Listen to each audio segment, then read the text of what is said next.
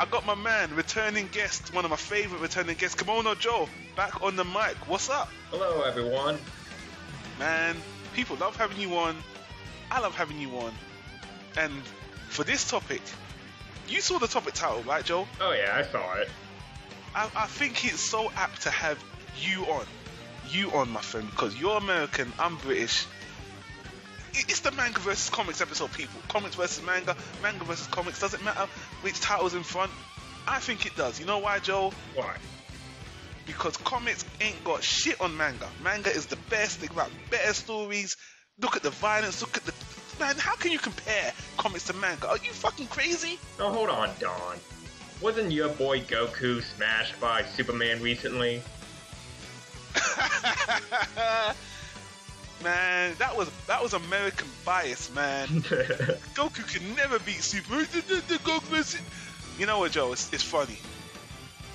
When you hear these titles, Goku versus Superman, Superman versus Batman, manga versus comics, anime versus cartoons, these phrases are all just funny to me. I mean, how many times have we said, this is all relative, people? You know, why is there so much segregation in animation and comic and entertainment, Joe? Why are these two nations always fighting each other, Joe? Because one can only be right. I guess. Or is it, Joe? Or are you right? I mean, people, this is not going to be one of those mangas better than comics discussions. No. Or comics better than manga. Yes.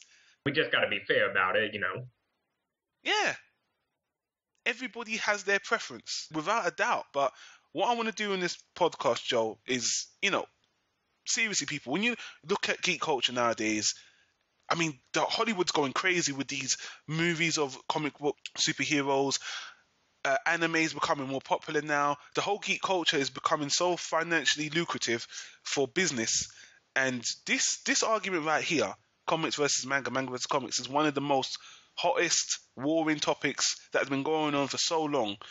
And what I want to do, Joe, is I want to have a discussion to discuss these two mediums. Mm-hmm.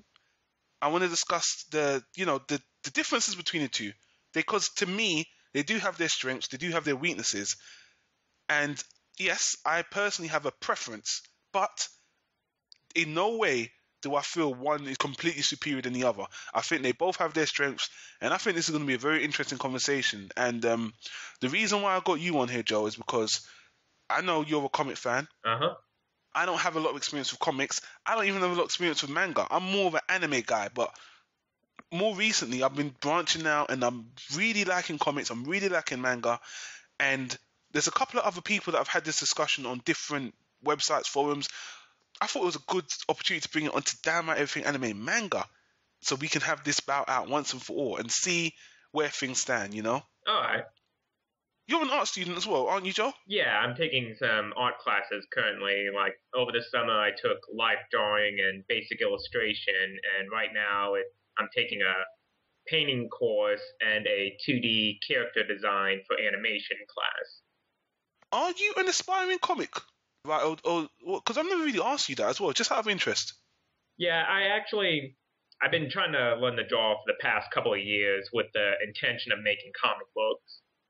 Or at least at this point, it's more just going for more of an illustration ability and whatnot. All right, well, and again, that's why I thought you was out of everyone I know at the moment. Some of the big boys that I know that are, you know, some of the Spill crew are comic aficionados. I don't think I've said that word right. You know, I tried to get them on, but I reached out to Harris. I know some people say, why didn't you ever get Harris on? I reached out to him, but he's busy with the Dr. Nerdlove stuff, so unfortunately it didn't happen. All right. So, but yeah, Joe, I'm happy to have you on. And again, this is Planet Tyro. It's the amateur ring. So I think it's good just to hear from the fans how we feel about these certain things. So yeah. Plus, I'm sure Harris probably would have talked about how wrong you were about liking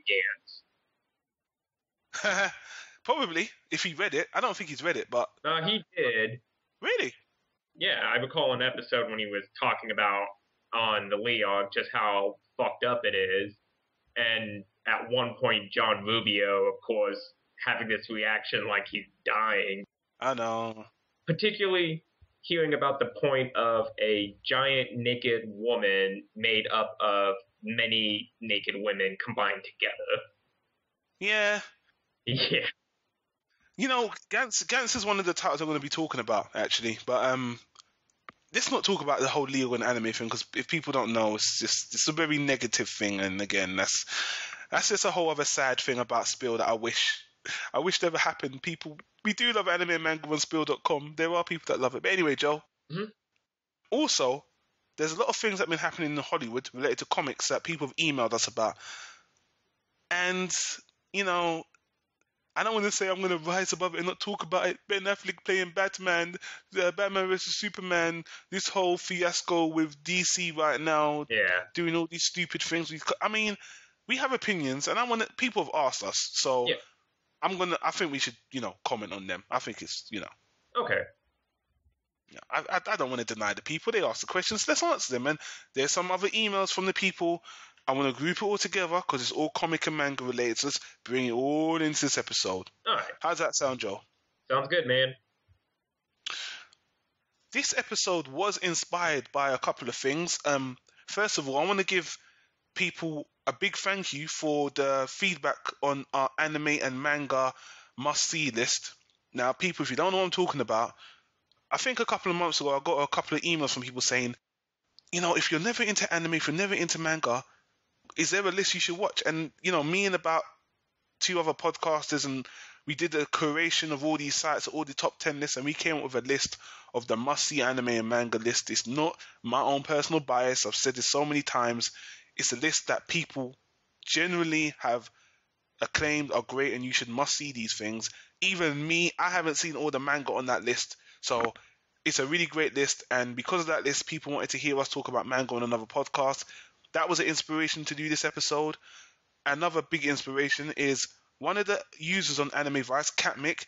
He actually did a really good blog series on manga versus comics as well, which also helped me formulate some of the points that we'll be bringing up on this episode. So I want to give a big shout out to Catmick. I feel like I need to mention you guys because, you guys help us. We all learn from each other, people. Oh, yeah. To officially start, Joe, mm-hmm. I want to start how we got into this medium, comics and manga. And I want you to start, and I want you to tell me about your first introduction, how you got introduction to comics and manga, both at the same time, whichever you got into first. Tell us your story, and then I'll tell you how I got into mine first, just so the people know our basis on this conversation, where we're coming from. All right, then. Well, for my story, it started back way when I was just starting out high school. So this is my sophomore year, which I believe was about 02 or 03. I first got into manga before I got into comic books, oddly enough. Thing was, at that time, I was in full-blown weeaboo stage. It happens to everyone, people, and that's why I can't begrudge young kids these days when I hear them and their really bad taste in anime. Yeah. Because I was that kid as well at one point. I think we all were, Joe. I mean, it's still frustrating. I still want to choke a couple of the Sword Art Online fans, but I can't because I know I was like them before. Yeah. I know some people are going to find it condescending, but I agree with you 100%, Joe. Alright, so I got into manga first because I was watching all the animes at the time because, Toonami was the big thing, and seeing things like Tenchi Muyo, Outlaw Star, Big O, watching Yu-Gi-Oh! Saturday morning, and Dragon Ball Z and all that. So at one point, I found in a grocery store they had Shonen Jump, which was just now coming to America. So this was like issue 3 of the American release, and I picked it up because it had, I think it was Goku or it was Yu-Gi-Oh, one of the two on the cover of it, and I started reading it, but of course, being an amateur, I made the rookie mistake of starting on the wrong side of the book. Yeah, and trying to read it, I was like, this makes no sense, until I noticed a little arrow saying, read this direction. And so from there, I started picking up the Shonen Jump volumes, like as they came out by month. But my first actual manga purchase, my brother and I were going through Barnes and Nobles, and we found out that they had a comic section. So I somehow ended up picking up the first volume of X 1999. Hmm. Yeah. And that just blew my mind at a young age of seeing, like, because that book is a lot more graphic than you would expect from a Clamp series. Yeah, it was one of the more violent Clamp series. Yeah, and I only saw the anime, but I think that's a good one actually. Pretty violent, pretty dark. Oh, yeah. And for me, that was just that whole thing. It blew my mind. And of course, the only thing, the comic books I had, because I hadn't been reading them, it was just the Saturday morning cartoons with Batman and the X-Men series and Spider-Man. And not only that, at this point, I was just going through awkward teenage phase. So for me, it was this whole thing that manga was the more mature thing, whereas Batman and Spider-Man were the childish things. So I became kind of a snob thinking that's why mangas are so much better, because they're more mature. Hmm. Yeah. But then, roughly in my senior year, and this is by '06, that's when I actually started getting into comic books.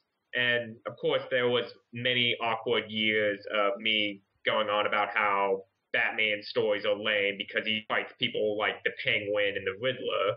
And so that was kind of a shameful moment for me. But I started getting into the comic books themselves because my older brother at the time had gone off to college, and he came back every so often, and he had this huge comic book collection that he was starting to form. And so from there, I was just reading the stuff that he had, and I was seeing the things that looked familiar to me. Of course, like just reading a couple of Spider-Man comics and Batman. But then, like, the thing that got me more interested was one series that was about the character X-23. And I only remember that character because of the X-Men Evolution cartoon series. And so from there, I just started reading more and more of these comic books. And then I was kind of in equal part of reading manga and reading comic books. But it has been in recent years that I kind of went backwards to where I was now buying exclusively comic books and not so much manga. And there's kind of a minor reason to it, which the only problem from there is that I ended up getting really burnt out on some of the manga series I was reading, because most of them at the time were, of course, all the big shonen titles like One Piece, Naruto, Bleach, Yu Yu Hakusho, and Dragon Ball Z, and then like various other series that I was just picking up randomly. And for whatever reason, it just kind of burnt me out reading so many different shonen series that I just kind of stopped, and I just had to hold off on manga for the longest time. Yeah. Battle Shonen is a hefty thing to read, but we'll get into that later. So is that the basis of your introductions? Yeah, I mean, I'm starting only now to get back to reading more manga, partly because I'm now working a part-time job, so I don't have nearly as much money to buy single-issue comic books anymore. Because I used to go like every week and spend roughly $30 on books, and now I'm like every 2 weeks just $20 on books. And not only that, I've built up a huge collection from like sales from various stores. So I'm starting to work my way through some of these books that I picked up from there. And just asking, so you bought, or well, you said you read it from your brother's collection as well, but you were also purchasing these as well? Yeah. In the paper format, just to be specific right now? Yeah, like a lot of the comic books, of course, they come in the single issue format. And after so many issues, they collect them in a paperback trade collection. Yeah. And I was mainly just buying single issues, and that's where most of the money was going. But then I'd get like trades for like birthdays and Christmases, then just going through used bookstores and buying up whatever they have there. It's funny because listening to your, I guess we're coming from two different time frames, so there's an age difference between us. But I'm going to go with my introduction to comics now, just to move things along. My introduction to comics is a bit weirder. I started reading comics in the early 90s. But in Britain, London, things were a lot different. I mean, you just couldn't find a lot of comics.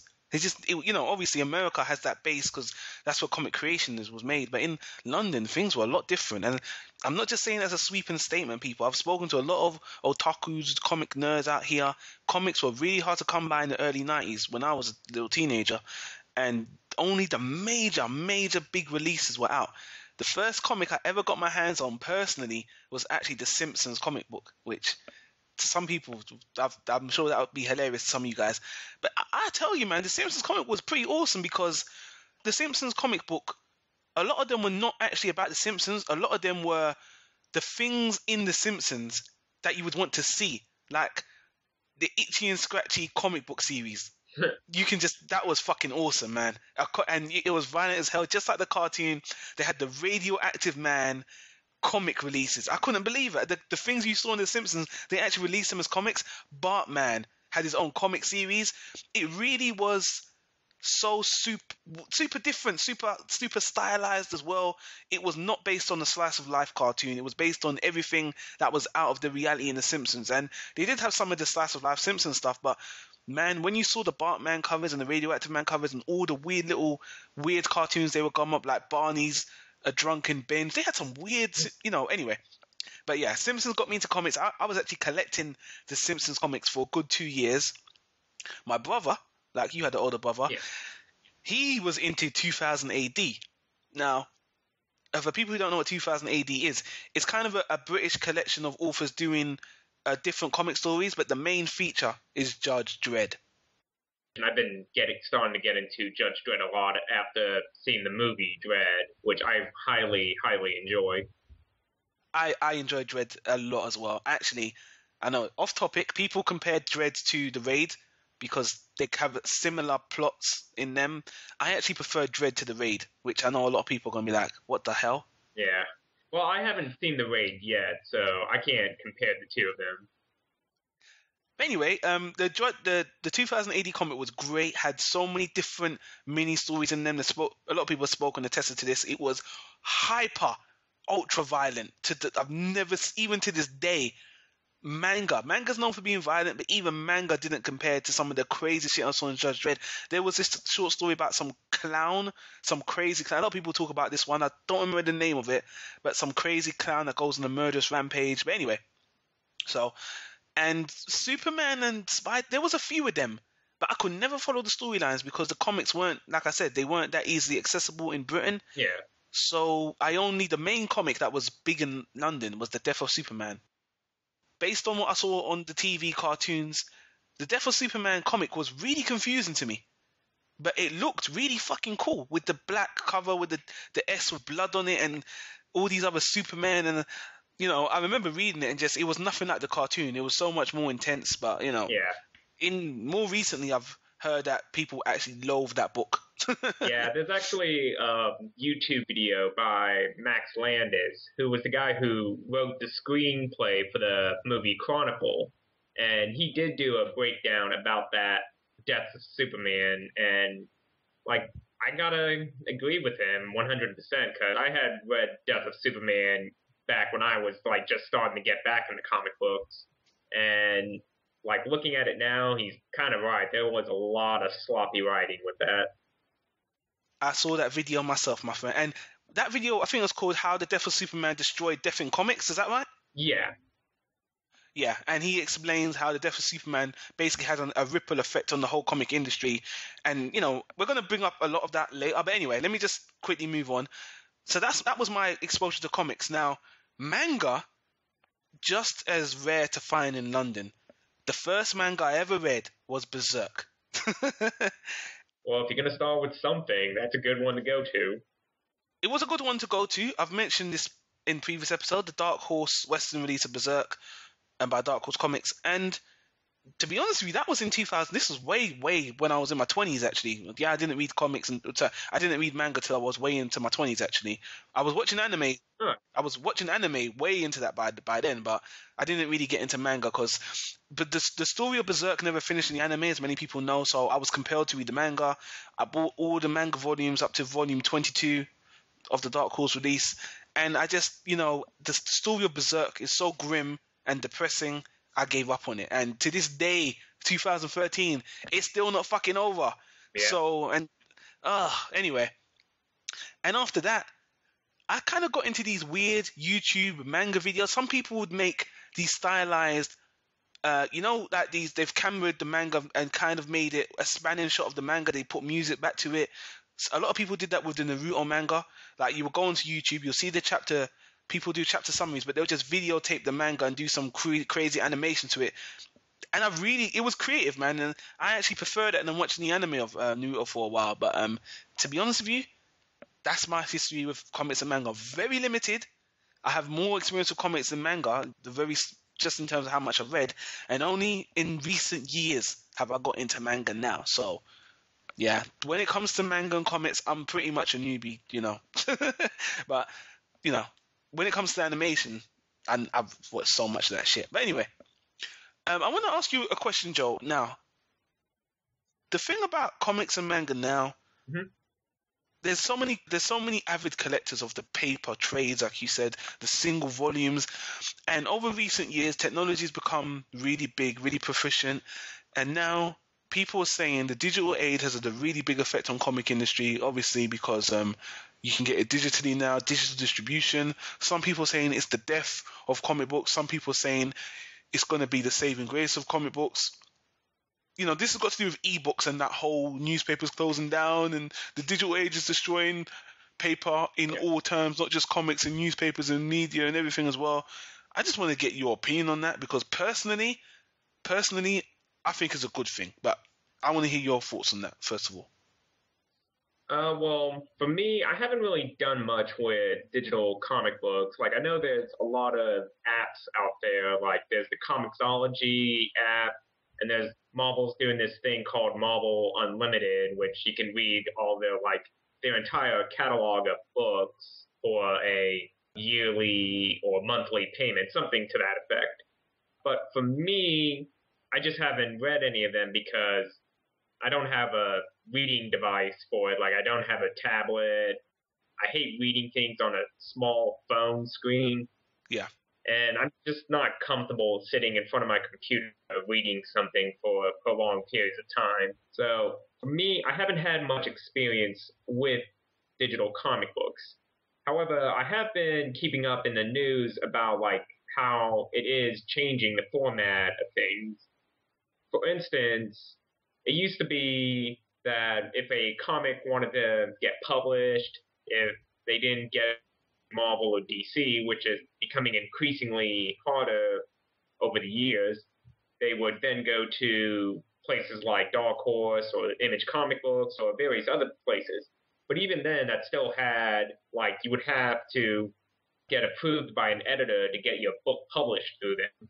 Whereas now with the digital, people can just create something and put it up there for others to read. Yeah.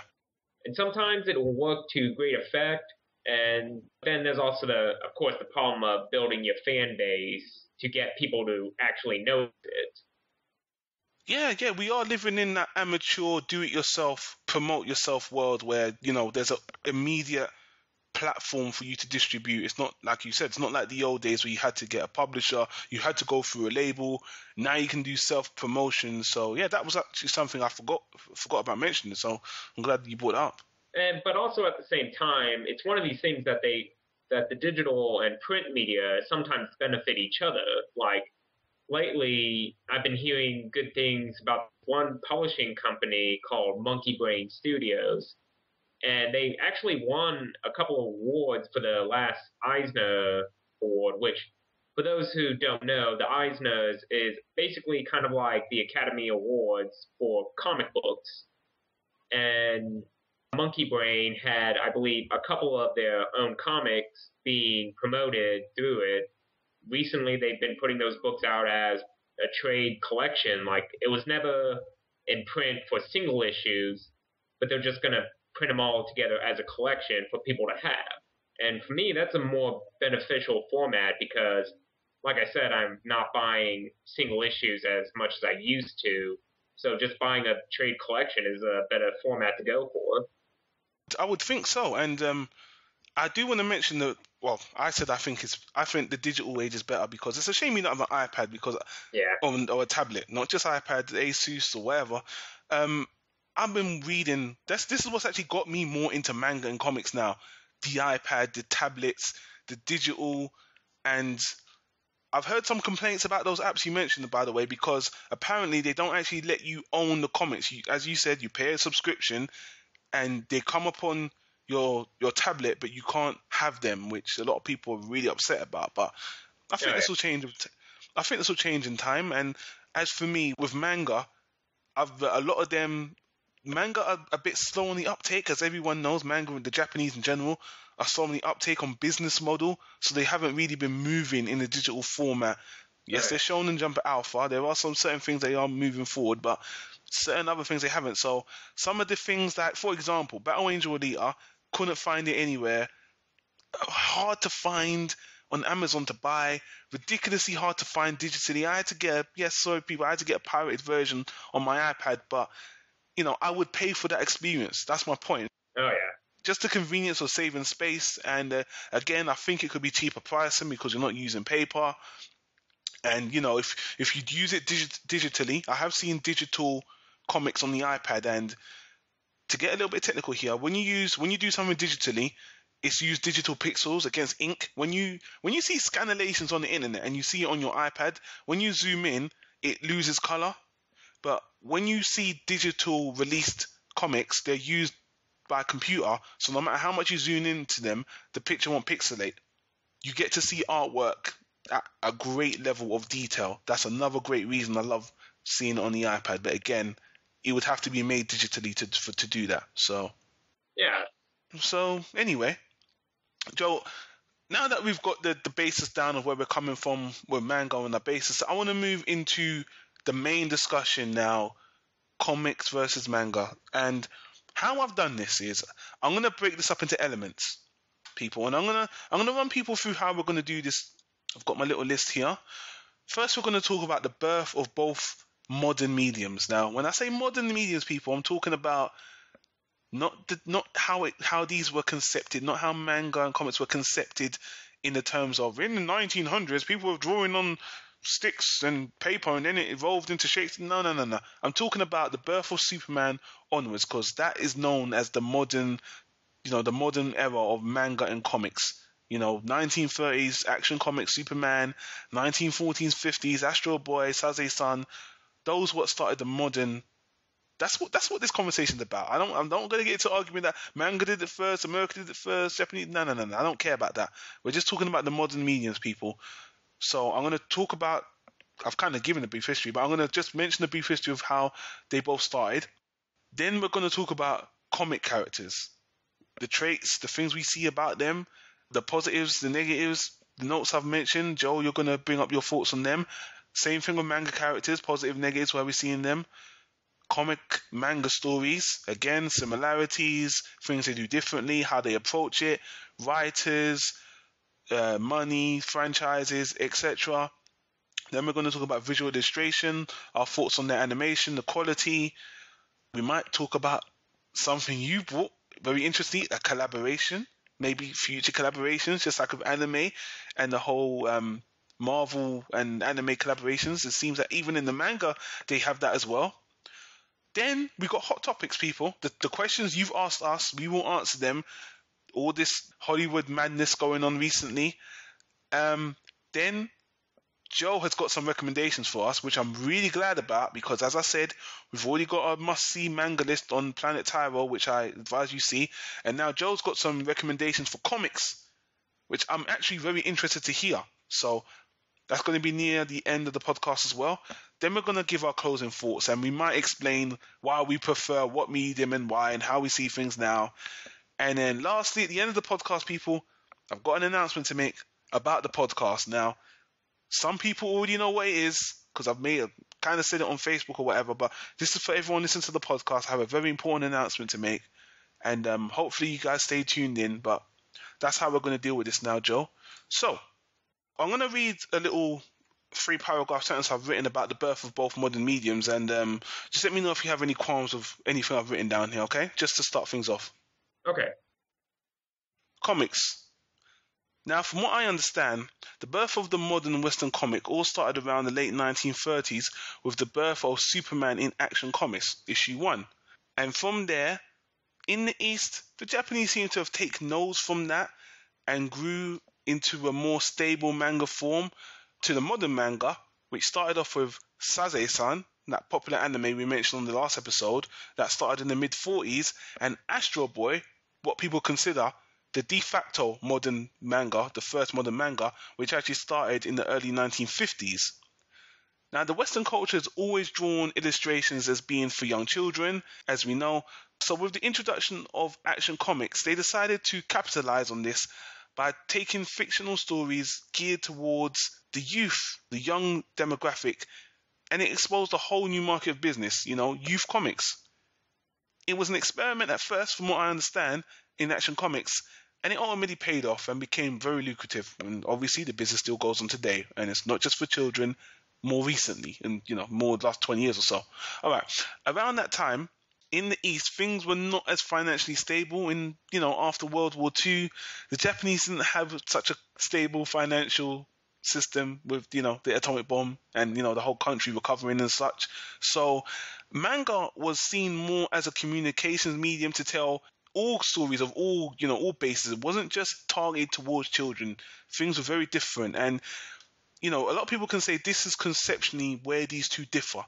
Target demographics and how sparse they are, mangas and comics. Now, again, TV and radio were not as prevalent in Japan as they were in America, so manga, again, was just easier to produce, easier to get things around, easier way to tell stories.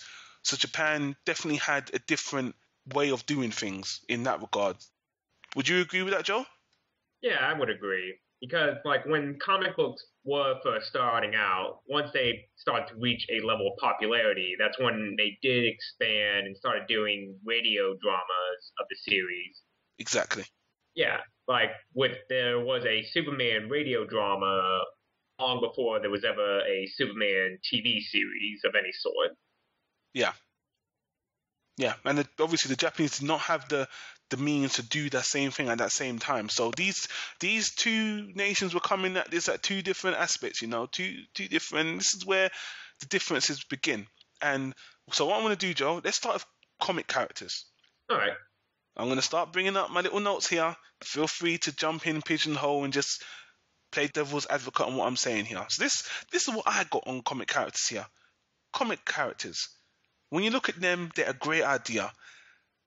They're a small set of larger-than-life fictional characters that have been built upon by various writers for now 50 to 60 years. The popular ones, obviously, I'm talking about people. Yeah. Just for generalization's sake.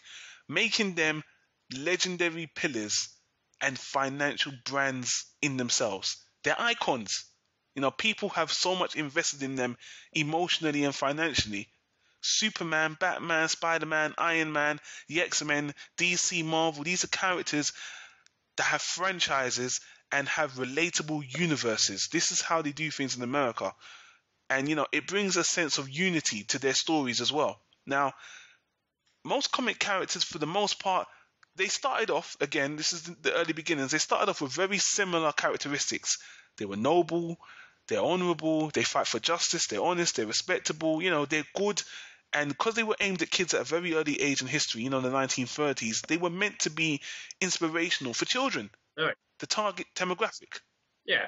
No, I think that makes sense. Yeah. But when you look at, in retrospect, when you look at it now, Joe, it kind of can look goofy in terms of storyline. Because they were aimed at kids, it's meant to be larger than life, it's meant to be comedic. Over time, things have got more serious. But certain things in the comics in the early days, you can't take seriously. Villains in early comic books, they would go to jail. They would always be released out no matter what they did. It was a vicious cycle. Oh, yeah. And the thing about comic characters is the villains are just as iconic as the heroes. Joker, Dr. Ock, Two-Face, Green Goblin. Joe, throw me some names. Lex Luthor, Magneto, Venom, of course that's later on and whatnot. Oh, Doctor Doom, of course. Yeah, You see, when you see how Americans make characters, even their villains are iconic.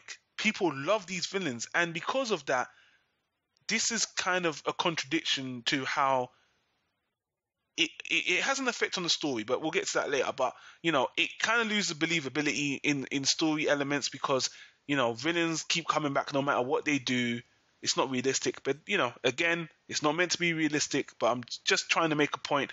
This is how America did things. They have great pillars of characters with their heroes and their villains. Mm-hmm.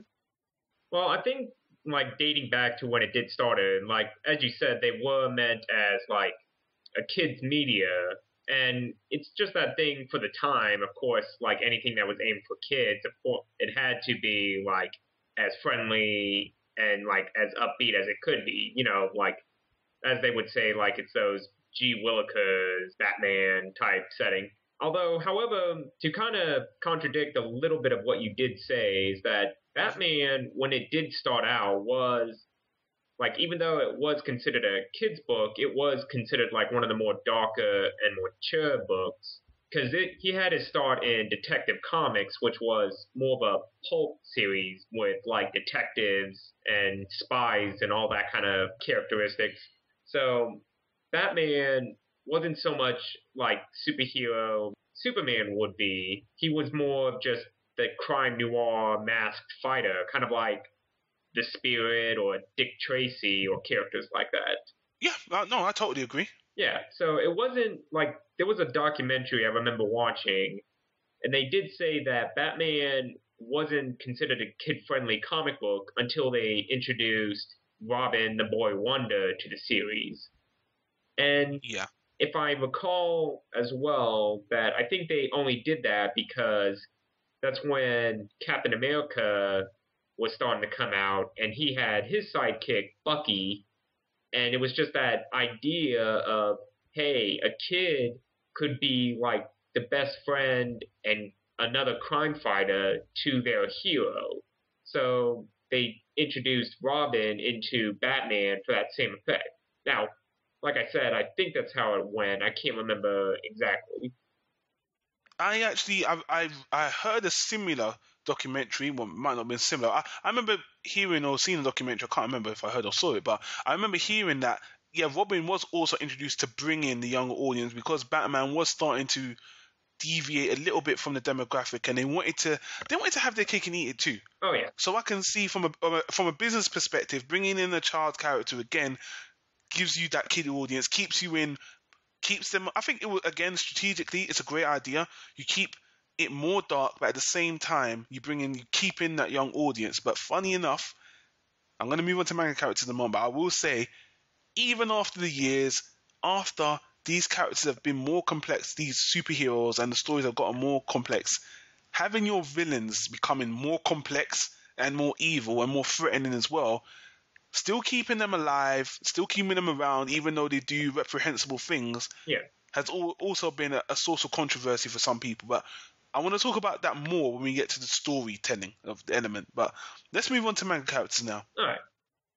Manga characters, not quite following the superhero theme. Again, this is a general statement, are more likely in a one-shot story universe with hardly more than one story writer in there, not having a group of characters relating to a particular universe, and always being a separate franchise. So they don't have that American model, obviously. Now, again, it's kind of sad that manga don't have those iconic pillar characters, but then again, manga was never targeted solely to children. It was very more diverse, very more sparse. They had a genre of, shoujo, shonen, seinen, josei. They've had every demographic different things, so they're coming at this from a more scattergame point of view. But again, maybe some people would argue manga was developed in a less calculating way. It wasn't initially set off as a financial thing. Again, this is something people may disagree with me upon. Actually, that is something I would like to bring up, like how you were mentioning there were different genres of manga. That was the same with comic books when they were first starting out, that there was the superhero books, but in actuality, those for a while weren't selling quite as well as the Western books or the books that were taking place during the war or like the horror books. Like there was a point when they outright had to stop like almost entirely any production of superhero books in favor of like monster books. Like there was a story Stan Lee mentioned about the creation of the Fantastic Four that they didn't label them at first as a superhero team because they had the Thing, Ben Grimm, on their team and he was a monster. So they were trying to sell it as like this is a monster book in a way. Yeah, okay. Well, I wasn't aware of that, but again, this is why you're here to bring out those points. So yeah, fair enough. Going back to manga characters, when you look at manga characters in the stories, they can seem a little bit more down to earth. They're not as flamboyant or fictional as superhero characters in terms of how they use them in the story and in terms of their motivations. When you look at manga villains, they're usually dealt with once and then they're done. Whether they die or whether they're put in jail, where, as I said, with comics, the villains are just as iconic as the heroes, so they don't want to get rid of them. Now, the downside to this is obviously manga characters are not iconic. They don't build upon them. And once they're gone, once the story's done, it's done. You know, you can have a great character, you can have a great story, and then once it's done, it's done. They don't reuse them in alternates or have that big universe. And again, I might as well say it now, I feel this is kind of a bit of a letdown to me. Because, you know, you have... let me bring an example. I've always used this example. Dragon Ball Z is one of the most popular anime manga series in the world. The concept of a Saiyan is a great concept. Now, they've limited that to the story of Dragon Ball, but they could use that in a different franchise, but they've never done that. They've just kept it to the Goku and his timeline story where, you know, again, it's a waste. You know, if DC or Marvel had something like that, they definitely do something with those characters. If they have a great character, a great concept, they branch it out. Some people say they milk it, but, you know, from what I've seen, they do both. They milk it and they use it to, you know, different strengths. But anyway. Oh, yeah. If I use another example, something like Death Note. Have you seen Death Note, Joe? Yeah, I used to read the manga of it, but after a certain point, I did kind of drop off and say I actually preferred the ending to the movie, when the live-action movie when it came out, to what I was reading after the point of where I stopped on the manga. You know the character L in Death Note? Yeah. People loved him. Oh, yeah. People thought he was a fantastic character, a great antagonist to Kira Light, and they wanted to see more of him. But once he was gone, he was gone. Yep. And so many people didn't even like Death Note past that point. Me included. A lot of people feel like that's where the series dropped off. Again, anime manga, they can have great characters, but they don't use them like the US does. You know, I could mention, I love Desert Punk. But people like, who's Desert Punk? And then on top of that, with manga characters, they always get overshadowed by another character. And what I mean by that is another anime would have a character that was similar to the last one, and then, you know, that would overshadow that character, and then, you know, people start reading mangas with other characters. You just start forgetting about characters over time, and then you just get lost. But when you look at comic characters, you're not going to forget the iconic characters they've been building upon for so long. So, you know, that's what I'm my perspective on the downside to manga characters versus comic characters. You know, plus side is always creativity. Manga characters are always more creative. They're more down to earth, which I'm not going to say is better. I'm just going to say it can be refreshing when so much of the DC comics are just so fantastical with superheroes who are completely out of this world and somewhat more unrelatable. Even though more recently, you know, in the last 20 or 30 years, superhero characters have become more relatable, more humanized in that sense, and, you know, if you get what I'm saying. So, yeah. I would probably argue against you on saying that they're more down to earth, because, I mean, just look at, like Naruto. He's supposed to be a ninja, but he's wearing a bright orange tracksuit, which, for me, always looks kind of ridiculous. Like, just a point that he's supposed to be a ninja. So it's not too down to earth in my books. Yeah, I can't disagree with that. Yeah. But then I could say, in the counter argument, that's shonen. Yeah. You know what I mean? But the comics are shonen. Even the comic. That's the funny thing. When you look at DC Comics, you can't say they're shonen, but they were shonen. They were targeted at kids. But now, who are comic characters targeted at now? They don't seem to be targeted for children nowadays. People, the geek culture, I know I'm going off here, people, but since you brought up, Joe, the geek culture, when they look at Superman and Batman, they don't think of them as children characters anymore. They think of them as adult superheroes. And, all right, let me say teenage to young adult superheroes, People more like the Punisher and Wolverine, I guess they're more what you would call straight up adult superhero, because obviously they're very violent and their characters are much more complex. But anyway, you got anything else to say about manga characters or anything I've said about them? No, I think you brought up some interesting points about it, especially the matter, like how you were saying so many characters overshadow one another.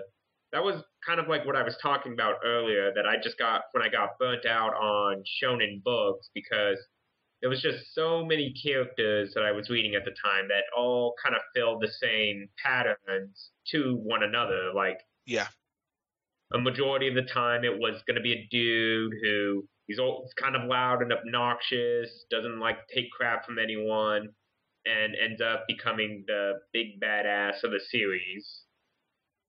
Yeah, again, another thing against manga, and funny enough, I'm coming hard on manga for some reason, but so much carbon copying. When you watch shonen manga and anime, they copy each other so much. Naruto's a great example. So many characters in there, and so many of them feel like the same person. And when you read 3 shonen series, you feel like you're watching the same hero 3 times. When you read in comic characters, they feel much more varied. Yeah, you know what I mean. But let me defend what I said about them being more realistic. And what I mean when I said manga characters are more realistic is sometimes their motivations. Even using Naruto as an example, his storyline is relatable in the sense that he's an orphan child. He has issues with being alone, being ostracized. These are all things that can be more relatable. Some of your superhero characters, Batman's obviously he had a tragic childhood. I'm not going to deny that, but he's a multi-millionaire. He's got all these gadgets. Less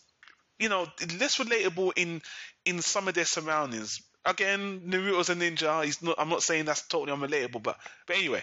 The only other thing I would bring up, though, is just how it is that you seem to be more focusing in on the American superhero type, which admittedly is the more popular of the genre. But as I'll show later during my recommendations, there are a vast, diverse types of stories. It's just the ones that sell the most are going to be the superheroes, just how, at least here in America, the mangas that sell the most are the shonen series. Joe, don't think I haven't realized that. And people are probably listening thinking, this guy's so ignorant. He thinks America's all about DC and Marvel. No. People, I will address this when we get to the business model. Because again, if you want me to say it now, I'll say it now. One of the things I have against the Western American comic industry is monopolies. DC and Marvel basically have a very, very giant monopoly on how things are done. They have a big foot on the small guy. On a lot of American comic creators that are trying to do something different, whether it's slice of life, and I'm sure, Joe, that there's so many people doing things just as varied as manga, but we will never see it because DC and Marvel are the top dogs. Which, yes, I'll get to that, but.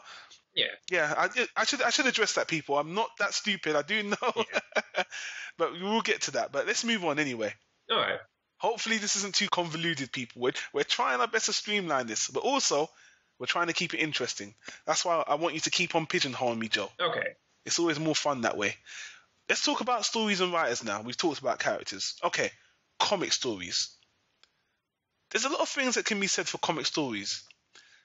First they started off kind of childish and simple, but now things have become more darker, more thought-provoking. But for the most part, people feel comics, again, maybe the more popular generalized ones, are very predictable and very simple from their beginnings even to now. You've seen, some people say if you've seen one story, you've seen them all, because villain, bad guy, chase, shoot, bang, bang. some people complain that's one of the biggest criticisms about comic stories as well, the storytelling, even though more recently has become more complex. Yeah. Okay, go on, Joe. Yeah, I was going to agree with you on that point, particularly because it's that matter, and this is where I will say comics are at their weakest, is since they are owned by a corporation, that there is less freedom to it. Like, so many people have compared it. If you are a new writer or artist to Marvel or DC, like the analogy is that you are playing with their toys and they expect them back just as they were when you put them back in the toy box. So you can come up with whatever story you want, but in the long run, it won't make much of a change because it's their character in the end. You know, that's something I'm going to get to, because I don't want to jump ahead, but Okay. yeah, I agree with what you said, but that's going into story canon, but we'll get to that in a moment.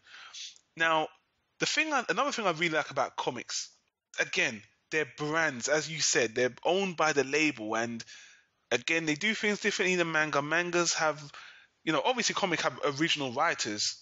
Yeah. But what ends up happening is they are sold to the label, and then that character is auctioned, as you said, to different writers to create different franchises, spin-offs, related stories, alternate universes, The positive to this is it gives readers more choice, more flexibility, and seeing, just like the whole thing I harped on about manga, this is where you see something good about comics. You see your characters doing the things you want. You want to see Superman being evil. I don't know the title per se, but I know there's a Dark Justice League, there's the Ultimate Justice League where they're just killers, or there's bad ones. Even in the cartoons, you can see there's alternates to everything. There are different writers taking a different spin on your favorite characters, and it's great. This is a really good thing. Well, I will say it's a double-edged sword to it, because there is that thing where you'll get good writers on a book, but you could easily just as well get a terrible, terrible writer on it. And one of the bigger problems that I've had, and this was something I had to come to realize, like, as I started reading comics more and more, is that at a certain point, you need to stop following the character and follow more the creators or whoever's writing and drawing it at the time. Because what I've come to realize is that there are some characters that they can be in the absolute worst book possible, but it will still outsell any other book because it's that character, such as Batman or Deadpool or Wolverine. And as I mentioned, there are just some writers that are just hacks at what they do. Like, a couple of years back, this one writer named J. Michael Straczynski, the guy who wrote episodes for, I believe, Babylon 5, and he did some good work for a while over at Marvel, but then he got the chance to write Superman over at DC, and it was awful. It was just a hack job of a book. It's funny you should bring that up, because it brings me back to how superheroes are made. Because when you have multiple writers on one character, yeah? Let me play devil's advocate and say this. When you do it that way, you're having your cake and eating it too. And what I mean by that is, you're telling me the writer that made that story was a bad writer, that was a bad run of Superman. Fine. Why don't you go and read another great run of All-Star Superman? That was a great story. And then what happens is, people don't hate the character for it. They hate the writer. Oh, yeah. You know what I mean? And what that does, it protects the character. And that character doesn't lose his iconicness, if that's a word. But what you do get is people being very selective. Like, Superman's awesome because that's my Superman. My Superman's the one with this story, that story, that story. Don't read the rest. And I'll get to manga. Manga don't have that. Manga, you have one story with one character. If that story's bad, the whole thing goes to shit. That character's shit. The whole story's shit. Done.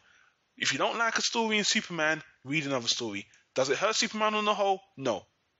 And it's like having your cake and eating it too. It's like having an army where you only take a little bit of damage, but when you can just choose, you can pick and choose what you want. Now, again, I think that's another great way to look at the way these American characters are built up as icons. That's very true.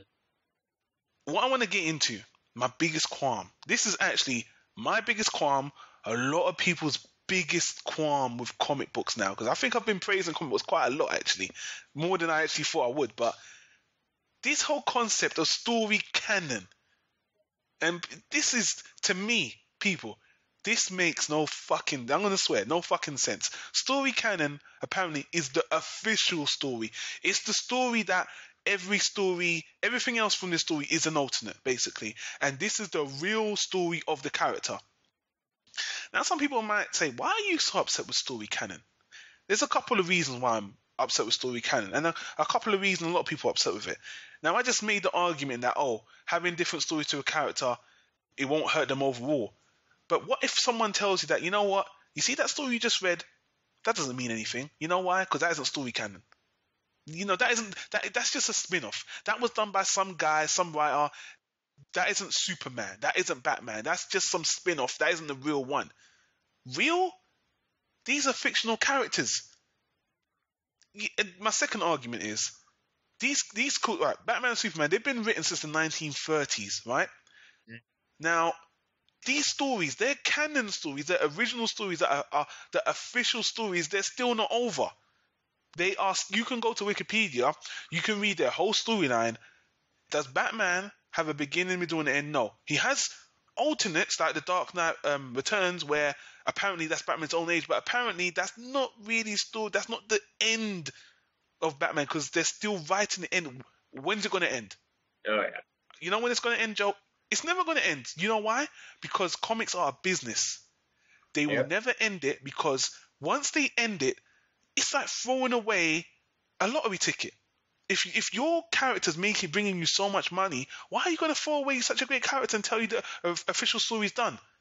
Because once the official story is done, all the alternates can become more legitimate in that sense, because the original story is done now, and if the only things that are running are alternates, people are going to feel more attached to them than the story that's over.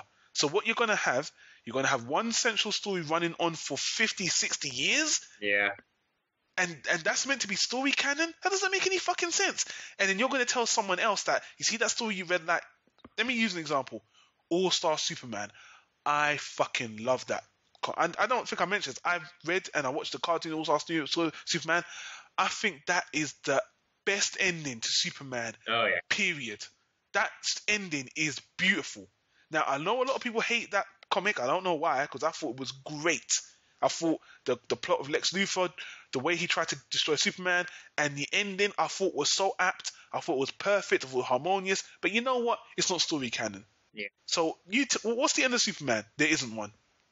It just goes on and on and on, and he's got adventure in the Justice League. Apparently, Superman lives into the future, because he doesn't age as fast as humans, so he goes on to thousands of years. So his Superman story doesn't end. Yeah. None of their stories end. Story canon is bullshit. Don't tell me that, the story you read is just an alternate, but the official story is the one that really matters. Bullshit. Yeah. That's why I think, in my opinion, I'm going to stop this right in a minute and let you speak, Joe. In my opinion, every single story is an alternate. People will say, Man of Steel, that wasn't like Superman. That wasn't the real Superman. What is like the real Superman? All the cartoons, all the media, all the comics, they're all different. All of them are different. Everything's different interpretation of a character. So how are you going to tell me one is better than the other, or one is the official? Then it's total bullshit. Now, I hope you feel me, people. I know I went off on a ramble, but I think story canon is just a selling point to keep the industry going, to keep sending money on never-ending stories, which I think is my biggest criticism. Other people's biggest criticism, I think it's total bullshit. Yeah, you do have a fair point on it. Although there is, like, the minor thing, which it still doesn't make it any better, though. But, like, with a lot of Marvel and DC books, since they've been going on for so long, every so often do a, quote, reboot of it and change, like, the history around. And they even go back themselves saying this wasn't canon, but this was canon, and this wasn't. Like, just 2 years ago, DC had their new reboot, the New 52, as they called it. Mm-hmm. And their whole plot was that they wanted to get new readers who were too scared to jump on to any number of books, which that's always been one of the bigger problems with comic books, is that it is hard to get new readers because you'll see like Spider-Man issue 600 and something or other, and people feel like they are obligated to read everything that came before it to catch up to where they are now. Exactly. But it's not necessarily what you need to do, because more often than not, they'll at least give you a plot synopsis in most books, like at the beginning of the chapter and all. But as I mentioned, they've also been doing this whole thing of like rebooting series. With the new 52, they decided to do this really dumb thing, and they just said like, oh, well, these select stories from Batman and Superman, they're canon, but everything else isn't. One thing that really irritated me with the Batman canon is that they said Batman became Batman 5 years ago, but in that time has had 3 different Robins, the death of one of them, of course, and then also he's had his back broken, he's had his entire city destroyed, he's had Barbara Gordon been shot and paralyzed. Yeah, by the Joker, yeah. Yeah, and so all this stuff taking place in under 5 years because DC wanted to cherry pick the books that were canon because they don't want people to not buy those and think they don't matter. And that's the problem I see with the comic book readers in general, of like the whole thing of, oh, the story matters and this one doesn't, as you mentioned. And that's always been an irritating factor to me as well, because for me, it doesn't matter whether it's canon or not. Does it tell me a good story to begin with? That's my point. That was ultimately my point. I mean, the only reason they use the word canon is because they don't want to end a franchise. Once you end the original run, it puts something in people's mind that I don't want to read. This isn't the real Batman. The real Batman's Batman's a human being. If it was made in 1940 or whatever, and it's 2013, he should be dead, or he should be 70 or whatever, and he ain't. And I know that that doesn't make sense. Comic book years are probably different than the real years, but give me a fucking break. In 100 years, Batman's still going to be around, and they're going to still say story canon. 200 years of Batman that doesn't make any sense. Yeah. And and this sorry to cut you there, but this slightly harps on, you keep in certain characters in circulation, even some of their side characters, even Robin or Nightwing or all these characters, Young Justice. Why don't you focus on them? Why don't you? But no, it's if you got the winning lottery ticket, just keep milking that cow, milking the same old characters, and this is why people are getting tired. Yeah. That's why I'm getting tired with comic book characters, because honestly, there becomes a point of diminishing returns. Oh yeah. And let me move on to the next. I know I've stuck on comics for a while. Let me move this on a bit. And a point, you already made this point, which is I was going to bring up next, but the second biggest problem people have with comics is the sheer number of volumes, as you just said. Like, let me give you an example. On Spill.com, people, if you don't know, there was a podcast called The League of Extremely Ordinary Gentlemen, the Leog. You guys, people listen to the podcast might not know about it. And it was a group of comic book experts talking about comic books, lovers of comic books, and over the years, they've always informed people on the best things to read. And one of the guys I trust the most, one of the guys on Spill.com called Cyrus, he's given a list. Because people always ask him, what comics should I read? I've taken some of the lists that he's mentioned. He's put here, The X-Men, Chris Claremont's original run, The Incredible Hulk, Peter David's run, The Flash, Jeff Johnson's run, Green Arrow, John Winnick's run. Now, some people have even asked me, and some that I've seen comments on it, like, how the hell am I going to find that particular run, out of the massive shit that these characters have? These are characters with tons of franchises, tons of volumes, tons of alternates, and people have a problem finding those volumes now. I know you might say, Joe, it's not that hard. It might not be that hard. There might be trades to find. It might be easy to find. But again, comics have so much libraries of volumes. I mean, what can you do? If someone's going to recommend you a good run, which is a good writer's run of the character, of course you're gonna want to find it. But if you've got to sift through so much it's another problem people have. They don't know how to find those ones, or they don't know who to trust. It's difficult.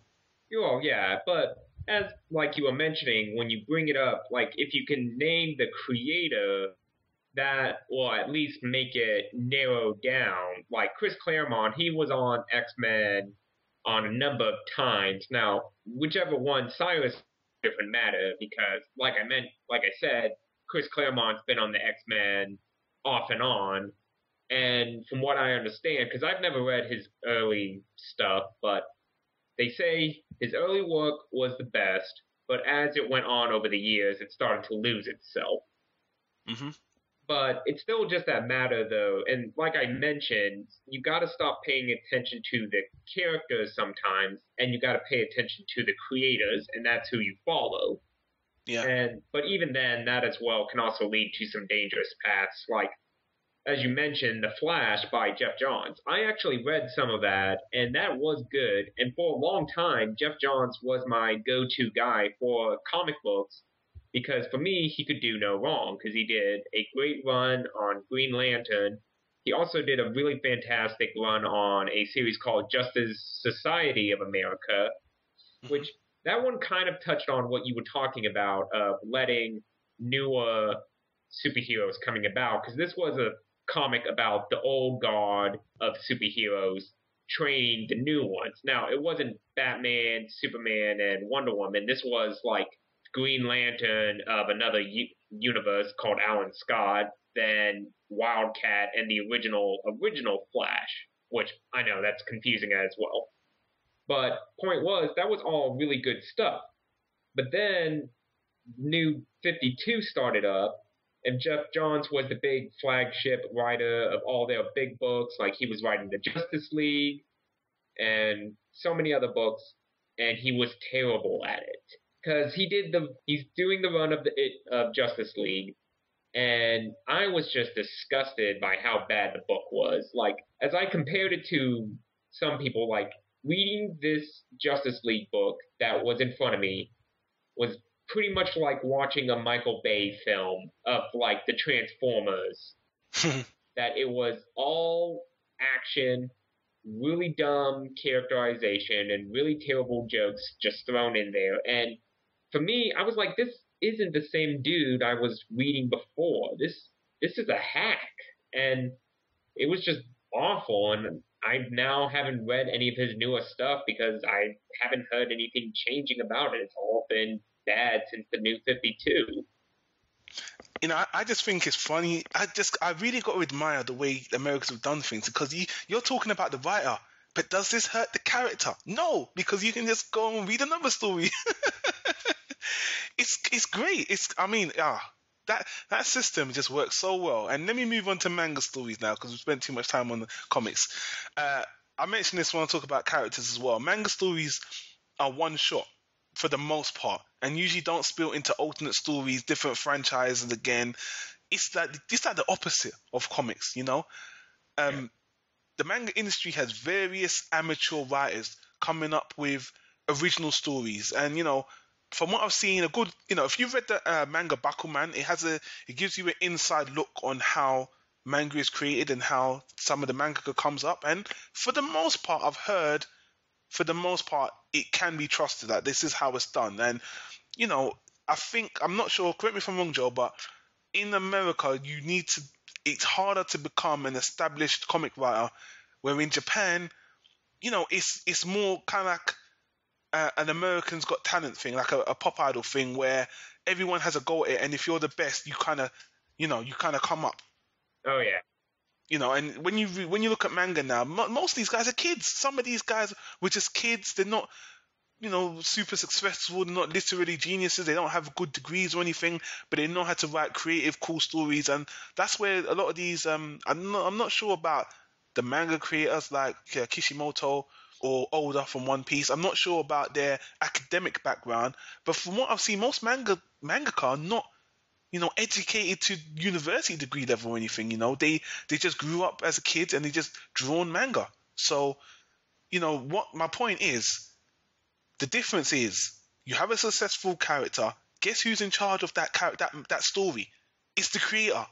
They have a publisher, but it ain't like DC and Marvel where they're gonna take your shit and auction it out to different writers. You are responsible for that, you know, that story. Now, the positive side, much more simplified. One writer, one story, you either like it or you don't. No, You know, it's not like, sorry? well, I was going to say, agree with you on that. I will say, though, however, there is a downside to it as well. Like, the one creator, one artist, too, is if they decide to just abandon one book that they're working on to go work on another, and you may never see the rest of that story you did like because they wanted to abandon it and work on something else. Like, for instance, going back to what I talked about, my first manga was X 1999. I never finished that series, and when I was like looking it up, I was wondering like what volume is it up to now? And at least according to Wikipedia, it's still titled as ongoing, but I'm wondering if it's really ongoing or just that Clamp stopped working on it so they can work on various other things. Totally agree. Yeah, that is a big negative. They delayed. Some people complain about the Hunter x Hunter manga, notorious for the way it's been stopped and started so many times, even though people are really loving the new anime series now. Yeah. And again, you know, because it's only controlled by one person, no, you're not going to have another writer picking up the reins and moving on with it. No.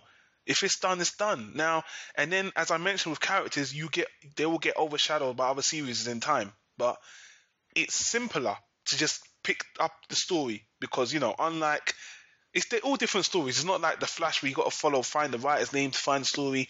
It's the anime. You find the anime name, you find the manga name, and then you're done. That's true. You know, but again, not iconic.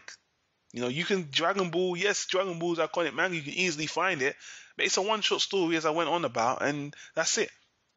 Now let me bring up a great point, a fantastic point that Catmick from Anime Vice brought up in one of his blogs. Mm-hmm. Now he said, let's pose a question. Let's play devil's advocate, and let's say what would happen if you did give a manga to another writer, and this has actually happened. But not in the form of manga, but more in anime. And what I mean is fillers. All right. When you get filler in anime, this is usually a different writer writing a non-canon story for the anime. Any shonen story, like Naruto, for example, it was plagued by fillers. Those fillers were stories written by people other than the original mangaka, and most people hate them. Yeah. You know, fillers are known for being hated around the board. So it's like, wow. And, you know, you can't tell me they intentionally go out to make something worse than the original manga. So how come fillers are bad? So, you know, when I read that, I was like, you know, that's a good point. Fillers are basically what would happen if different writers got a hold of material. And to be honest with you, when I think about it long and hard, there isn't a lot of fillers I can say that were really good. Yeah. You know, I mean, Fullmetal Alchemist, we've mentioned this on the Fullmetal Alchemist podcast, they had to write an original story because they were catching up to the original manga. So they caught up to the manga, so they went and did an anime-only story written by the producers, what I believe. And it was decent. I actually didn't mind it. Was it as good as Brotherhood? No. But I thought it was pretty good. So that's a glimpse of what would happen. And I'm pretty sure there are a few cases where there have been alternate stories that have been carried on. But again, generally, this is not what you see in manga. Yeah, I was agreeing with you, but I think part of like the problem with the fillers is that goes on with the writing talent of it. Like particularly if it's a person whose job it is to just write the dialogue for the scripts and whatnot, and he's just basically translating from what the manga is. He might not have a good grasp on how to write a story about the characters and what comes with them. You know what? I agree with you, but honestly, if you have a great successful anime, you can't tell me why would you give that to just anyone. You want to make as much money as you can. Now I understand time might be a consideration, but you know, I still think it's a good glimpse of what it would be because you know the Japanese don't have the model Americans do. I don't know.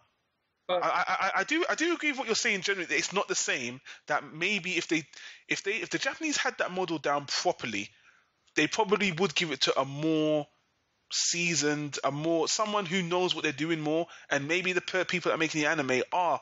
I'm not going to deny that they most definitely are less qualified to write those stories, but at the same time, it's a money-making franchise, so they got to have talent to some point. Oh yeah. I got to agree with you, Joe. Yeah. for the most part, fillers I've seen are terrible. So I can't say that they are very talented in my mind. Although another thing I would bring up is also how in Japan they do have the whole thing of people making doshinjis, which, True. they may be just glorified fan fiction from where we stand on it, but at the same time, sometimes a person's doshinji can sometimes be just as popular as the actual manga or the anime that's out at the time. Like, I recall that shortly after the popularity of the melancholy of Haruhi Suzumiya, that there was a doshinji out there, which I forget the title of it, but it was more of like a more sillier take on the show. Like everything was all mostly done with like kind of chibi looking figures, but they actually did animate that, and you just gotta kind of take that into consideration that like that would be like if in America someone wrote a fan fiction for, I don't know, the Avengers movie, and apparently it was just so popular among readers that they picked it up and made an animated version of it. That is a fantastic point. That is fan. I wasn't going to bring it up. Yeah, that's a great point. And you know what? You're giving me some food for thought. Because just imagine, I've never really looked too much at doujinshi, but yeah, if they did they should actually consider doing that more. But I think an example, now that you mentioned that, an example came to mind. A very popular anime, School Rumble, the manga version. Someone did create a fan fiction of it, and a lot of people liked it, but it's not canon. Yeah. So, but so many people liked it. I've been hearing rumblings that they might want to animate that. But, my main point is, again, harping on manga a little bit. I think manga it just hurts me when I see great concepts being used once and thrown away when they can be not just reused, but expanded upon. Oh, yeah. That's all I'm saying. I'm not saying redo Dragon Ball Z. You don't need to do Goku again. You got the setting of a Saiyan. It's a good setting. Use that and tell a new story. It's the same just expand the universe and anime manga. Yeah. Expand your universe. That's actually my biggest qualm. When you see some great, some people say manga's more creative than comics, which I think is debatable. But if they expanded some of their best titles, I think maybe I could agree with that. But as it stands now, debatable.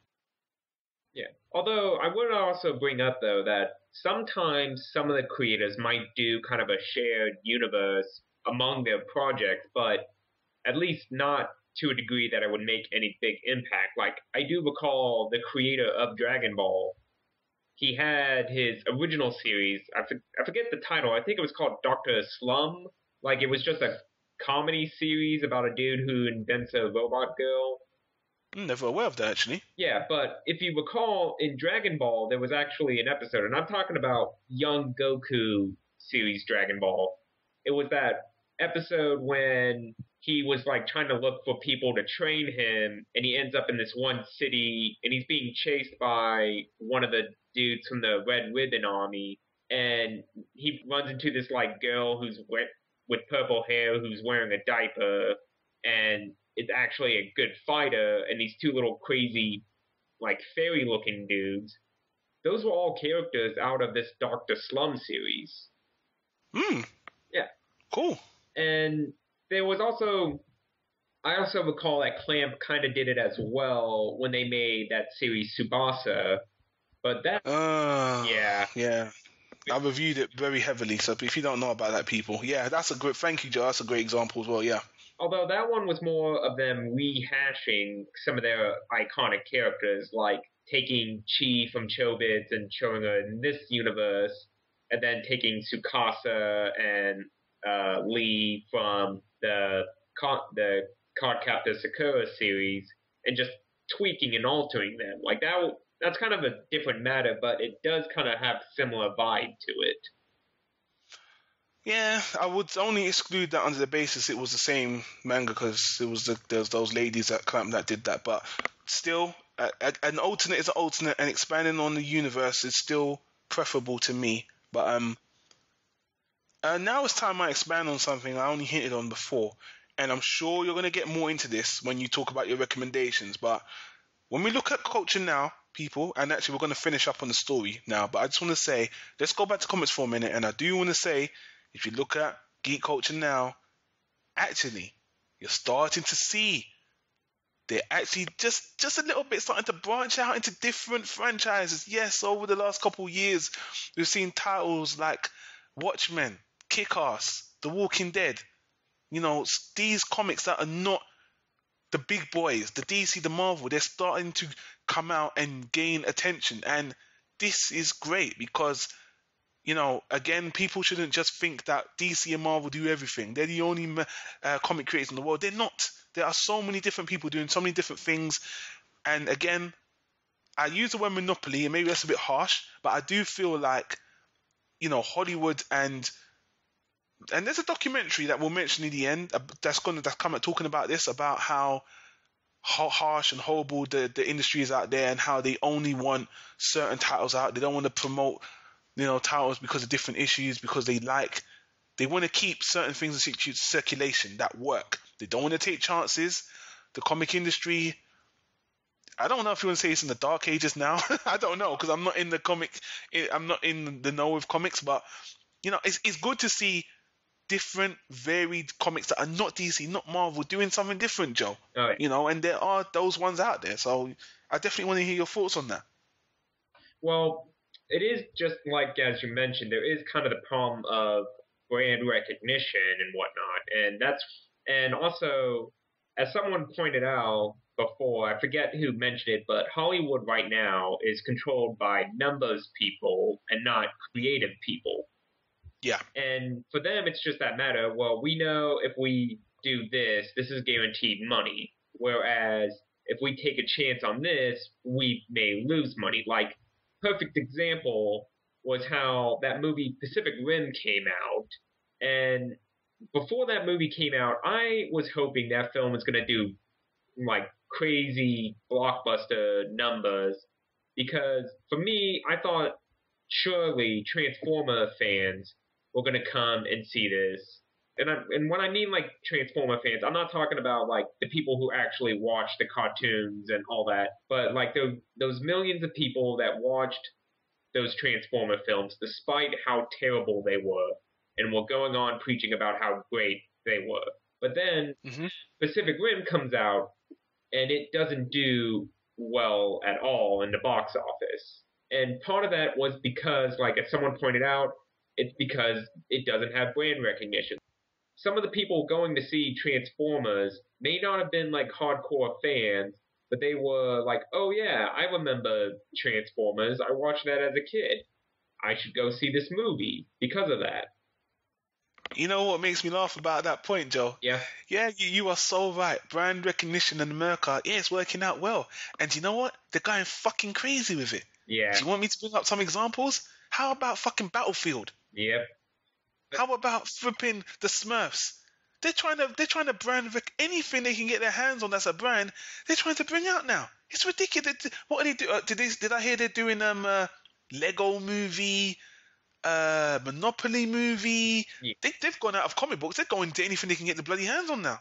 Yeah, and that is kind of a problem. However, I will admit that at least with the Lego movie, that's being worked on by some of the dudes from Cloudy with a Chance of Meatballs, who do seem like they're actually taking a bit of a really humorous approach with it.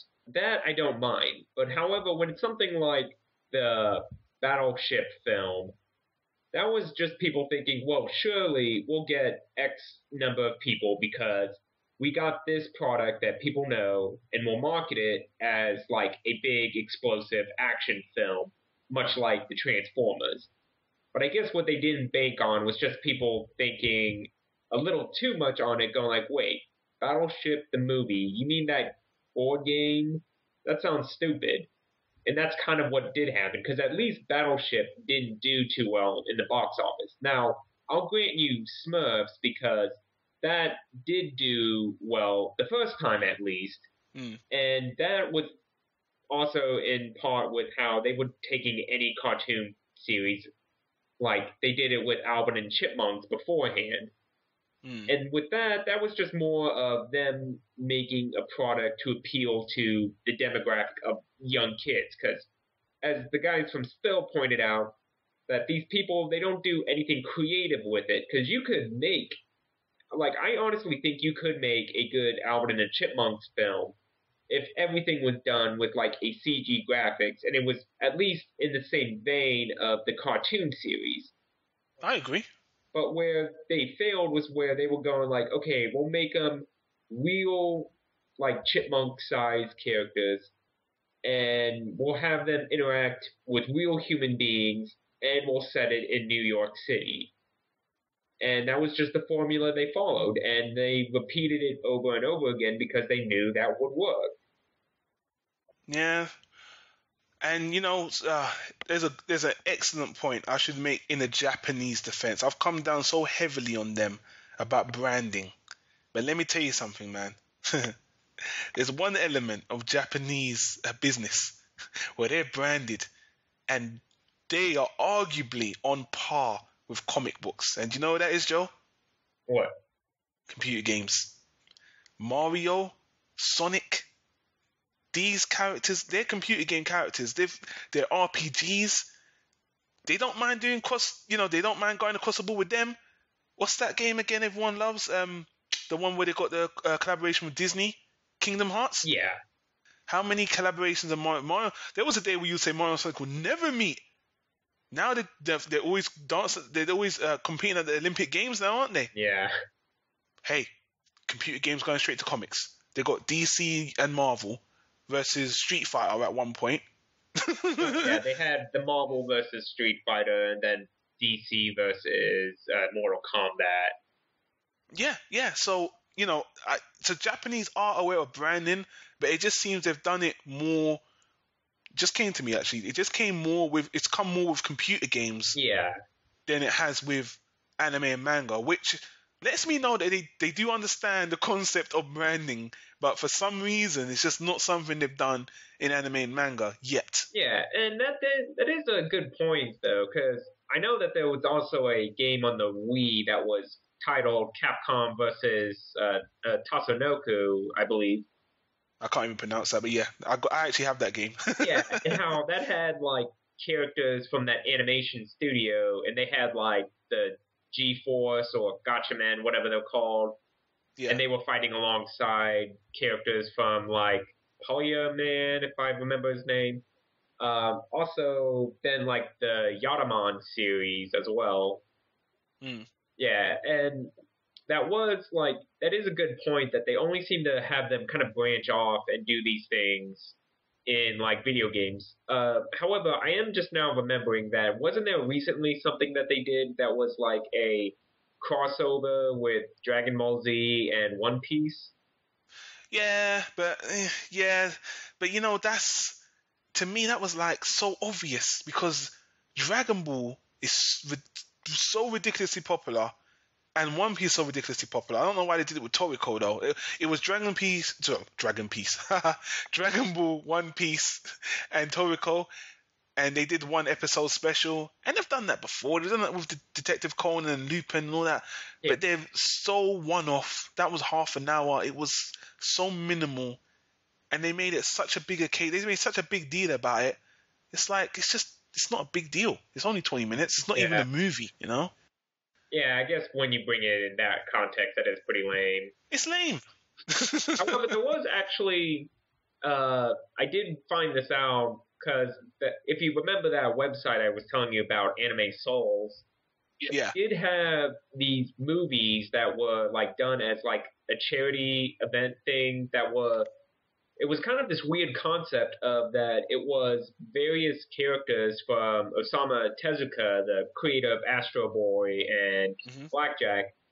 And it was a movie that featured his characters all like banding together for an adventure. So you actually saw Astro Boy and Blackjack and some of the characters from Metropolis all together on the screen. Wow, that's weird. Never heard of that. I forget the name of it, but they apparently made two of them because, like I said, they were like this kind of special charity event made for TV movie. Yeah. Well, that's cool. Well, anyway, Joe, we're getting to the end of our analysis. And the last bit we're going to get to is something you brought up to me before we did the podcast. You know, I was very excited about that. But before we get to that, I want to talk about a topic, the last comparison part, which to be honest with you, I'm not going to get into too much because this is very, very opinionative, if that's the right word I'm using. And that's visual illustration and animation quality with comics and manga. Now, you know, people like to compare comics and manga, you know, man. A lot of people, I'm not gonna lie, a lot of people side of manga. Manga's better, animated, da da da da. And I've seen it, but to be honest with you, I've been to anime conventions. Oh, sorry, not just anime. I've been to, you know, Comic Con, the London Comic Con, and they have big halls where they have a lot of artists just drawing, and they're not all manga artists. Some of them are comic artists. I have seen some amazing comic artistry, and again, if you want to compare, no, you know what? I can't compare comic and manga because I think it's got more to do with the stories they tell. You know what I mean? When you're telling Superman, this whole superhero thing, they have a way of doing animation. I've seen really cool animation of Superman, but for me, I feel like when you're doing superhero stories, you're limited to what you're going to do with the animation. Because manga are more diverse, that's why it may seem to a lot of people that manga's better with animators. But in terms of being human beings, I think everyone's just equally skilled. I think it comes down to what the story is you're using it for. But if you're asking me personally what I think is better in terms of animation, I've seen better animation just in manga just because the stories I've seen them in are more diverse. Comics, I've seen some really great animation in it. But again, I just don't think it's fair to compare the two in that sense, if you get what I mean, Joe. Oh, yeah. But there was one thing, though, I realized we didn't really touch a lot on.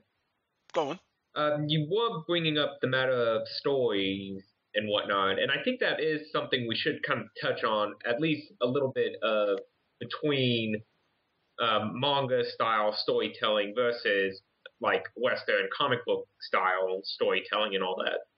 If you thought I missed something, go ahead.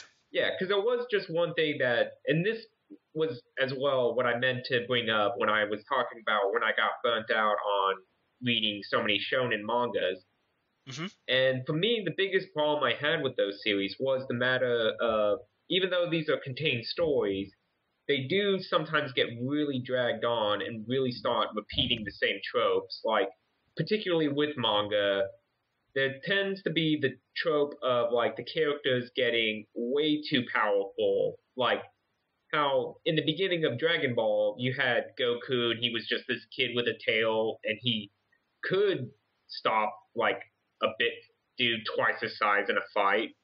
But then where you get to the end of it is that he's basically, like, so strong he could fight someone who could blow up a planet with their finger.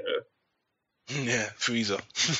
And then also there was also the problem of, like, the thing that also really burnt me out was always the, like, division of the characters facing off against someone else. You know, in Yu Yu Hakusho, so many times it would be like there would be, I'm blanking on the main character's name. What, Yusuke Urameshi? Yeah, you would have Yusuke, and he would fight one dude, and Kuwabara would fight one dude, and Hiei and the dude with the rose whip. Getting his name too. Ooh, I can't remember his name either, actually. Yeah, but basically, like, they would face off against a particular opponent that was, like, designed to them and whatnot. Like, and that repeated itself multiple times. Yeah. It was a little, I mean, of course, very convenient. Too convenient. Yeah, I agree with that. And it wasn't just in that series, because, you know, they did it the same way in Bleach. Like, those characters would end up facing off against one of the generals or captains or whatever in the spirit world, and they would have their individual fights with that person. They did it in Rave Master, and just like a bunch of other series, though, they did do that quite a bit. Yeah, no, I agree, but there is an argument I could say against what you just said, which is something you put against me, actually, in the beginning as well. What you're mentioning mainly all comes down to shonen manga, sorry. That's very true. And again, the way shonen is very formulaic. They have a certain way of doing things. But Joe, it's just like you said to me. Shonen manga anime is the most prevalent. Oh yeah. So obviously, the point it's fair for you to. It's just like how I was harping on superheroes because they're the most prevalent in the West. Shonen is the most prevalent in the East and in the world. So I'm not surprised you got burnt out on those ones. But there's other smaller releases that were more seinen and josei that were more realistic that didn't have those tropes. But again, because a lot of them shows weren't as easily accessible and promoted as much, you just weren't seeing them. So again, I don't blame you. I think shonen is giving anime a terrible name and manga a terrible name. Oh yeah. Even though shonen in the manga form is a lot better. It's a lot better. Like I just got a little bit off topic. I actually watched the anime series of Shaman King, and a lot of people said it's a travesty compared to the manga. Like the manga is meant to be a masterpiece. Yeah. But the animes, I watched the anime, I thought it was terrible. It didn't help that I watched the 4Kids dub, which I heard is terrible. But even looking at it as a story, it looked so basic. Everything about it was paint by numbers. Like it just this is so basic. Yeah. Shonen. Shonen. Everything you just mentioned, you're gonna get in shonen, but insane and titles like Berserk and Gantz and they're going to stray away from those things, and Yeah. But again, that's a fair argument to make. But again, you're dealing with the most popular things that are out there, But comics don't have those tropes. I'm not going to lie. Yeah. Some of those Batman will go up against a multitude of different villains, different powers. He won't be cornered up against someone that's equally, that looks basically to be his same type. And in anime and manga, you will see that, and that is a great point. And also, just to let some people know, though, that like I mentioned, I have been starting to read more manga lately, but I've just been avoiding a lot of the shonen series, of course. Like, I did recently finish up Nokia Urasawa's Pluto series. Yeah. And that, for me, is like more of the stories I do want to read. And you'll see it once I get to my recommendations. Like, I do like superhero comic books quite a bit, but I do have a much more diverse taste, and that's just now where I kind of stand with manga, is that I'm not into the shonen so much anymore as I am more into the more contained stories. Joe, me and you on the same place. I can't, honestly, I'm sorry people, I'm not going to promote shonen anymore. I'm just not, because they are so long overdrawn, all the tropes you just mentioned, and to be honest with you, just like with comic books, they are overshadowing some great shorter stories. Oh yeah. That are not shonen. So yes, you're doing the right thing. And funny enough, the manga you mentioned, Pluto, that is on our must-see manga list. And people, I have to recommend you check out that list. Damn it. Oh yeah. We'll talk more about that later. Let's just quickly get back to this. Your thoughts on the animation quality, because you never kind of mentioned that. There was just one other thing I did want to bring up, though, and this. All right, go on. It ties in with the story, but also how you were talking about the matter of, like, they're more down to, manga is more down to earth in your view. Like, there was something of my... You need to stop throwing that back in my face, John. Sorry. I'm not liking that. Because that you know what, that was a bad choice of words. But go on, make your point, go on. This was just something, this is more of like what I have come to realize, like storytelling-wise, about the culture between America and Japan. Like, the whole matter of, this was brought up by my friend Matt Frank, and he's a huge fan of, like, the live-action Japanese series like Kamen Rider and the Super Sentai Force series. Power Rangers, such. Yeah. Like all that. And he brought up like a thing on the differences between American style storytelling with like their superheroes versus Japanese style storytelling with their superheroes. And one thing he pointed out is how you don't see in Japanese series people that are just randomly committing crimes. Like, you don't see a person robbing a bank so often. Like, you'll see it every now and then, but it's not a prevalent trope in their stories.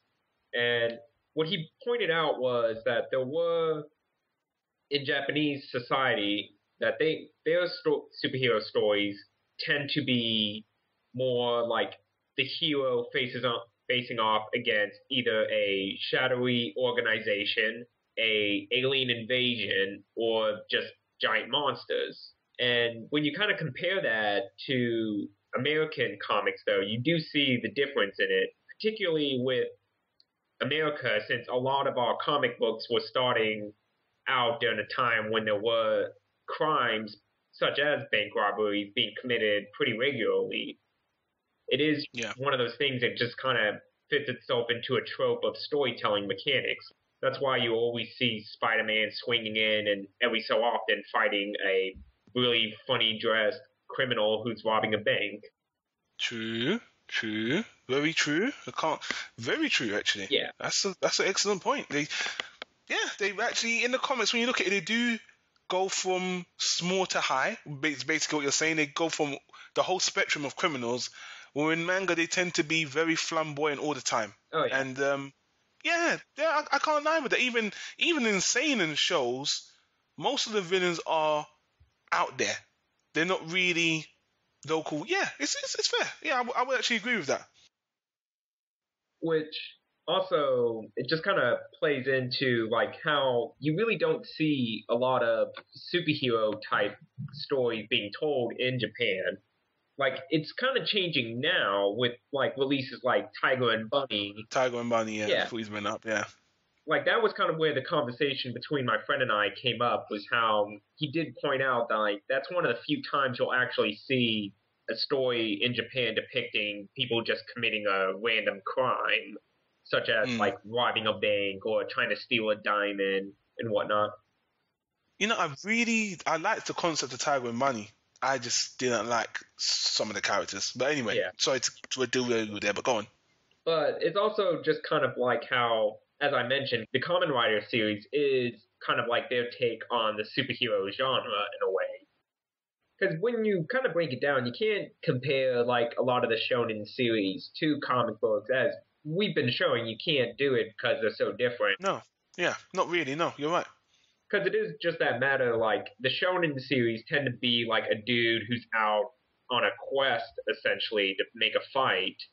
Whereas in a superhero comic, there is that whole thing of like a person masking their identity and like trying to live a daily life and whatnot. Because when you kind of break it down, a lot of the shonen series, they kind of forego a person having a daily life after a certain point. Unless they're going to high school. But even then, it's like the whole thing with Yu Yu Hakusho and Bleach. Like, they first start out and they're having adventures while they're in high school, and then they just go off on these big, long adventures, and you never see them back in high school for a very long time. Yeah. I can't argue with the facts, man. You're laying it out there, man. That's some great counterpoints. I can't argue with that, man. That's 100% true. That was just a side tangent that I had been thinking about that I realized we didn't discuss about earlier. I think it was apt. I think it was apt. It wasn't really. I'm not going to say I had that in my notes. I can't really argue with that. Really, no. But I think the best thing you said is when it comes down to it, you really can't compare. We've been trying to compare the two, bring up positives and negatives. Again, you know, they both have a different way of doing things, but. Yeah, but Joe, I'm still waiting for you to tell me what, your comparison about the animation. God damn it, tell me what you think. Okay, so you're asking me like, what do I think about like the art styles and the drawing? Yeah, of comic and manga, comic versus manga. Some people think manga's better. Yeah, but like I said, I put it down to how these stories are, and like I said, when it comes to human skill, I don't think one region, the Japanese, are any more talented than the Americans. Yeah, but I think it comes down to the kind of story you're telling. Superhero stories already have a certain style, which to me limits what they do in the animation. But saying that, I have seen different writers and illustrators doing grandiose things with those superhero stories, but just not as much as manga. And I put that down to the story. And I just wanted your opinion on that. Well, when it comes to, like, illustration-wise, it's always going to be that thing. It's kind of a mixed bag. Like, sometimes you'll get really great artists working on a comic book, and sometimes you'll get really bad artists. Like, a person I always bring up when it comes to really bad artwork is Rob Liefeld. And people, if you never have seen any of his work, just Google it, and you probably might go blind by how bad it is. What's his name? Rob Liefeld. He was a big creator in the 90s, and the only reason why he became really popular is that there was a point in time where Marvel and DC had what they called a in-house style, and this was mostly back in the 80s or so. Well, basically, they wanted a unifying look to their comic books, so they said everyone has to draw like this. Yeah, of course.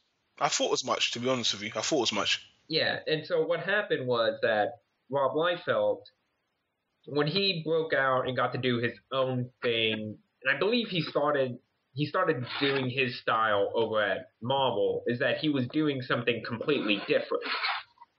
And if you've ever, like, whenever you think of, like, the negative stereotypes of superhero comic books of, like, dudes with, like, overly buffed chests and disproportionate bodies with a bunch of pouches and guns all over them, that's because of that dude. Him and a series of other artists, that's what they were all doing in the 90s, because it was the extreme look. And that's where you just get these, like, really bad, like, drawings of superheroes, like, overly muscular, veiny bodies and whatnot. But as I mentioned, though, it's sometimes a mixed bag. Sometimes you'll get really good artists, especially now, because some companies are taking more risks and allowing artists to do something totally different. Whereas other artists, they just try to get a named brand and they just try to work it with theirs. For instance, Jim Lee, who was another artist from the 90s, I've seen his work now, and I honestly don't see what the appeal of his work is. But evidently, a lot of people love it. Yeah. And what's your thoughts on manga art then? Well, that as well, it always just kind of comes down to who's going to be the creator of it. Like, I will say I do have issues with some creators more so than others. And also, this as well, like anyone out there listening who is aspiring artist and whatnot, I will say this for both mangas and comic books. Do not learn from them first. Like, you should always start with the fundamentals about drawing and learning, like, the classic ways, and then you can start branching out and learning from various artists out there and how they do their style. Because some creators, for instance, I've been rereading the Hellsing manga lately, which I haven't done since I was in high school, and just looking at it now, knowing what I know about art, there was some bad drawings in there. There are just some moments where everything is, like, disproportionate, it doesn't look great, or, like, the composition is off. It's one of those things, like, granted, the dude does improve over time, but, man, he had a rough go in those first volumes of Help.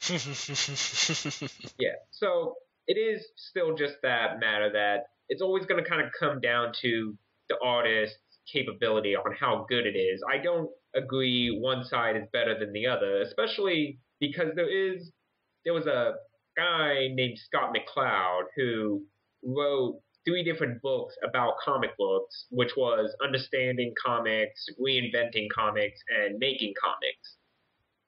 And in one of them, he did talk about that there is a difference between American or Western style comic book storytelling versus Eastern or Japanese comic storytelling.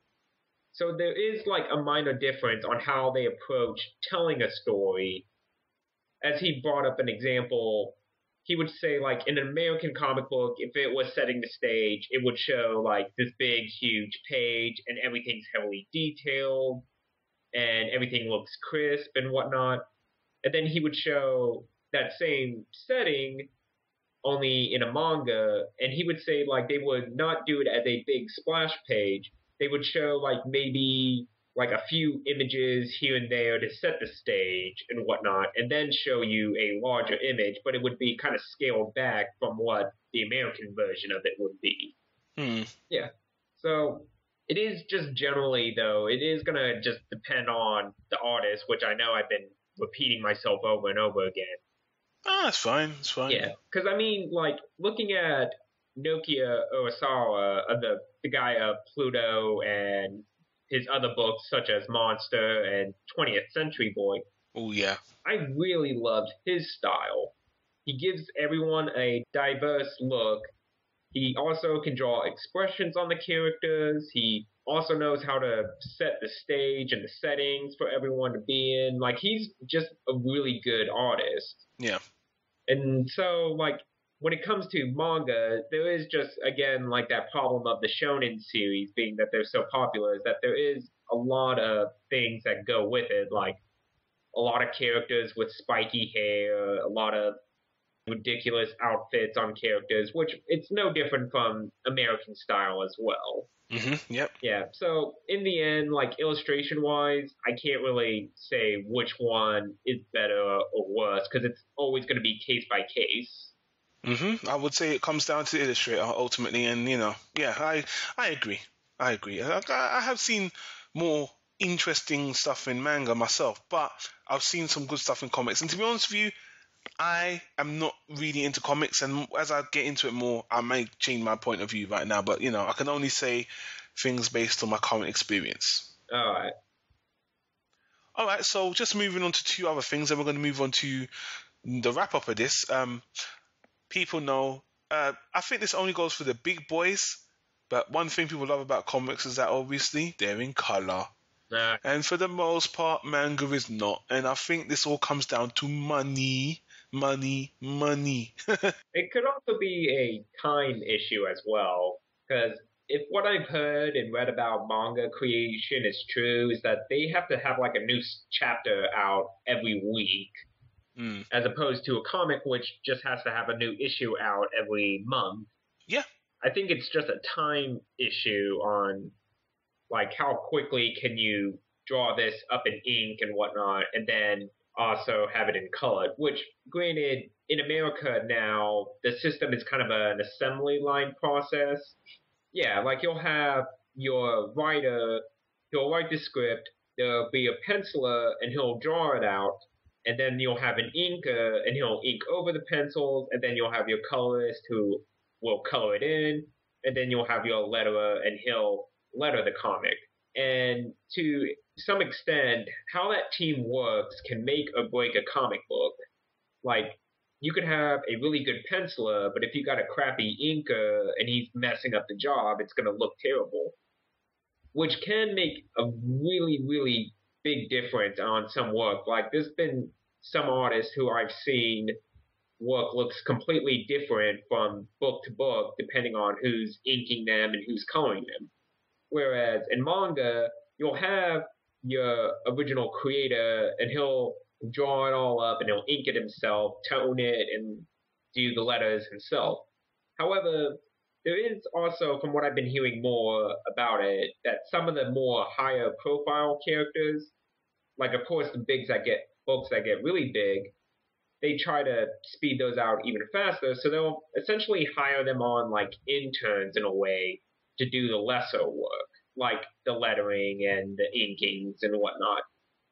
Are things really done that manually to this day, in even the digital age? Well, digitally it's changing, especially since there's now, but it's that whole thing that there's still people who have their way of doing it. Like, some people who are used to drawing in pencil only will do the pencils, but you are starting to see more and more people switching over to digital media too.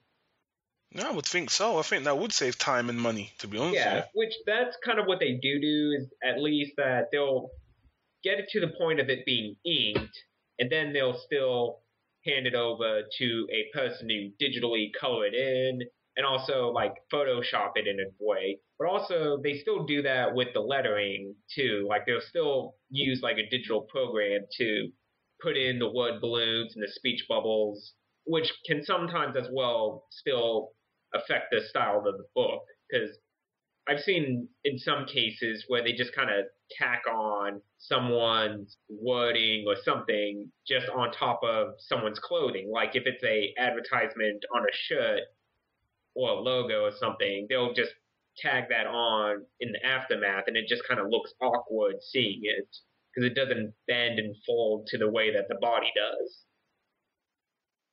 I think we've wrapped up that basically our analysis on the different aspects. I know it was quite a lengthy overview, people, but those are our opinions, and who knows? I don't know how much I'm going to edit it down to, because we did go on for quite a bit, maybe even a bit longer than I expected. But again, it was all appreciative. But before we leave on and move on to the hot topics, because we got to answer questions and do some other stuff as well. Before we did the podcast, you brought up something interesting, Joe, which I don't know why I didn't really think about this. Now, with all our comics versus manga talk, in the industry, there has to be collaborations, people. We've seen it with animation, with the whole Marvel anime collaborations with the X-Men, Wolverine, all that other stuff. And a lot of people don't like them. But Joe, you brought up a manga, which has got two big names in comics and manga together to do a title, which I think is very interesting. And, I know this was done in 2008, but, it's setting a good precedence. And again, when we talk about animation awareness and segregation that's unnecessary, stop the competitiveness, it's great to see this, man. And this manga's called Ultimo. Yep.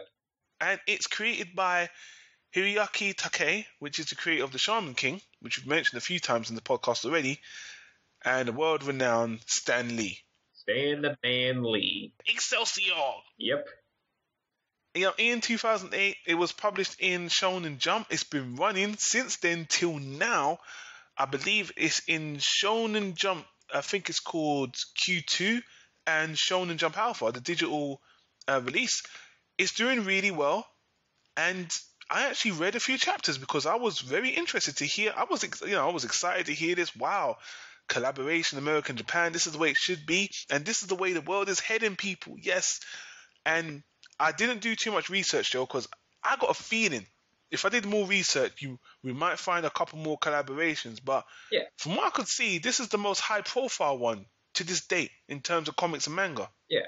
I did forget to bring this up earlier, though, but I do recall that there was actually a few times where they have done, like, American characters in Japan. Like, I recall years and years ago during my trip to Japan that I actually found a manga, like full-on manga of Spider-Man, and it was a totally different story of basically just like retelling Spider-Man's origins if it was more of a like Japanese story instead of an American one. Really? Yeah. Was it set in America or was it set in Japan? It was set in Japan because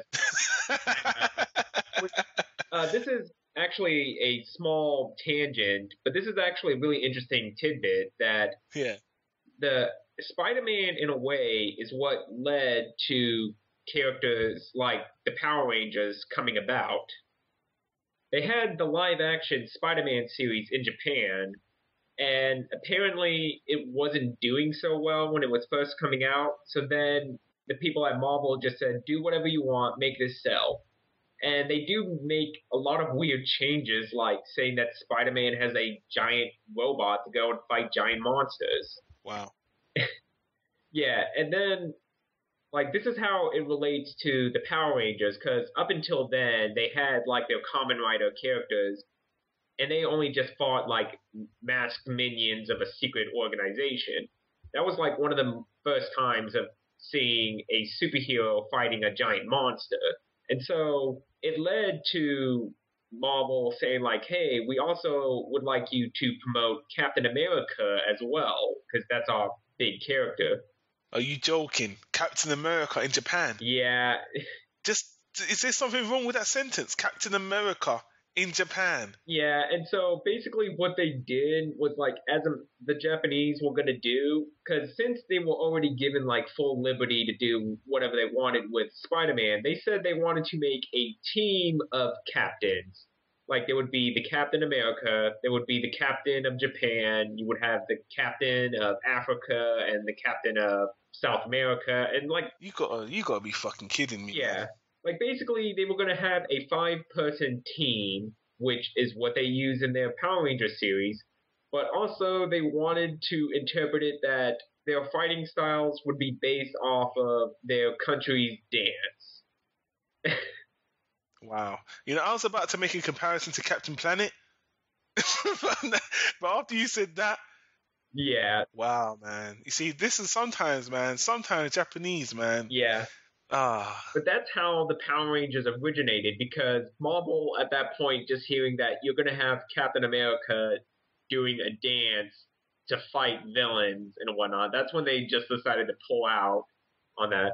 But the idea of doing a team of characters to face off against giant monsters and a robot, that's where it all led from. really? Yeah, because basically that's how it was going to be, since Spider-Man had his giant robot fighting monsters. Okay, sorry to stop you there. I didn't follow. So this is all before Super Sentai. They tell me this is like the birth of Super Sentai. Is that what you're saying? Yeah, Really? Fuck it, I didn't know this. yeah, that's how it originated, because before then you would have Sentai teams, but then the difference between a Sentai and a Super Sentai is that Sentais fight like ground level villains and whatnot, like, as I said, the masked the shadowy organizations and whatnot. The Super Sentai fight giant monsters. So that's how, like, because of Spider-Man, we almost got this, what sounded like a terrible Captains of the World versus monsters, and instead got the Power Rangers out of it instead. Do you know what? The only thing that's fascinating to hear, by the way, I never knew that, which I hope I hope our audience is as fascinated as I am hearing this, because when you look at the Power Rangers suits, I always thought it resembled Spider-Man. Always thought that the jumpsuit and the head bit, it just looked, and the skin tightness always resembles Spider-Man so much, but, just thought it was one of those creative decisions to copy. But Yeah, well, I think if anything, it was more that's why Spider-Man was more appealing, because like Kamen Rider, he does kind of have the same aesthetic as Spider-Man, because he's a dude who fights and he has kind of a bug theme to him. And so the Super Sentai, that is just more of an extended evaluation, because I think it's just that matter of Spider-Man's look appealed more to the Japanese design of their superheroes as opposed to someone like Superman or Captain America. yeah, jumpsuit. Yeah.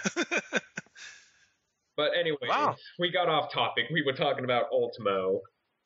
Oh, it was interesting. It's a little bit, go on. Let's finish off Ultimo, and then people, at this point, I'm thinking we might break this podcast into two. Yeah, we're probably gonna have to. After we do this, people, we're gonna have to stop this episode. We're gonna have to do a part 2, people. But we will continue recording, but you won't hear this until the next episode. But yeah, let's finish off Ultimo. To be honest with you, Joe, let me just continue what I got to say about Ultimo, because I only read the first 10 chapters, and it wasn't. You know what threw me off Ultimo? Actually, I was reading it. I just want to say it's from the get go. I was reading it, and I was willing to finish it until I realized it was still ongoing. Oh yeah. And I was like, oh, gimme, this is an ongoing shonen as well. Yep. I was like, oh, Stan Lee, you getting into that business too? I was like, oh, fuck this. But the 10, and I didn't realize this was the same creators as Shaman King, because to be honest with you, the art style is very similar, if not identical, to the character designs in Shaman King in my mind, especially Ultimo himself and his other half. But I'll let you give us. You've read this, so I'm assuming you've read more of this than me. Actually, I didn't get to read too much of it.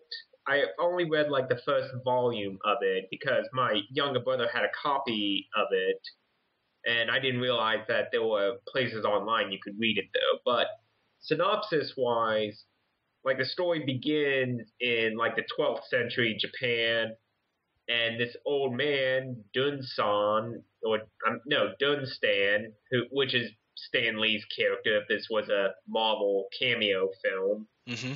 He's an inventor of these dolls, and a group of bandits come to try to steal them, and his whole bit is that he's a philosopher that made these dolls to determine what is the more ultimate force in the world. Is it evil or is it good? So we have Ultimo, and then its other half, which is Vice. And basically, once the two of them are awakened, it starts this battle between the two of them, and then suddenly it jumps to the 20th century, and the main character ends up finding Ultimo, and suddenly all these memories of the past are starting to awaken within him, that he's really like the reincarnation of the previous owner of Ultimo, and thus the story extends from there. Yeah. I want to give a quick summary just to alter what you said a little bit, just because listening to you, it sounded like I don't know. It sounded like some kind of real robot story, which it kind of is. But what threw me about the mangas when I started reading it, it was set in like the feudal times. Yeah.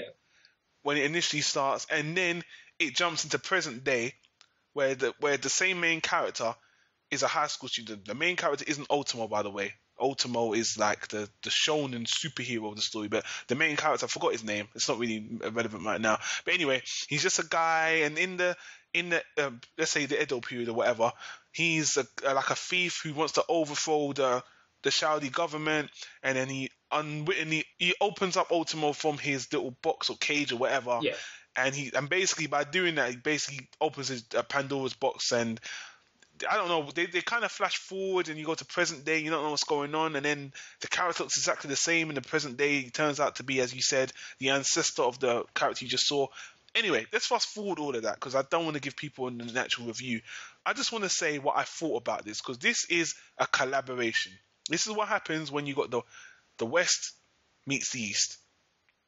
And to be honest with you, it was more manga-like than I expected. And apparently Stan Lee came up with a concept. I don't know how much, apart from the original concept, I don't think he's writing a lot of the chapters. I think he has a lot of input, but not as much as you would think. Well, that's just always been how Stan Lee operates. Like, even in the olden days when he was writing Spider-Man and the Fantastic Four, they call it the Marvel way of writing, where you make a general premise of what the story's going to be.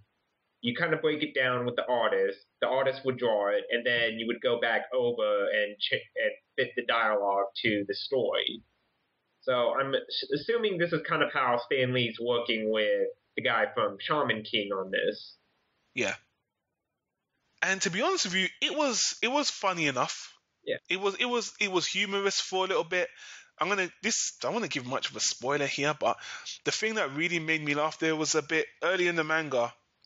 Ultimo looks like a boy, like a 13-year-old boy, let's say. And there's a scene where the main character's in bed with him because he's trying to help him recover. Yeah. And the girl that the guy likes catches him in bed and he thinks he's a paedophile. Oh, yeah. Which I thought was really funny. And he really likes the girl, and then she tells him not to come to his party.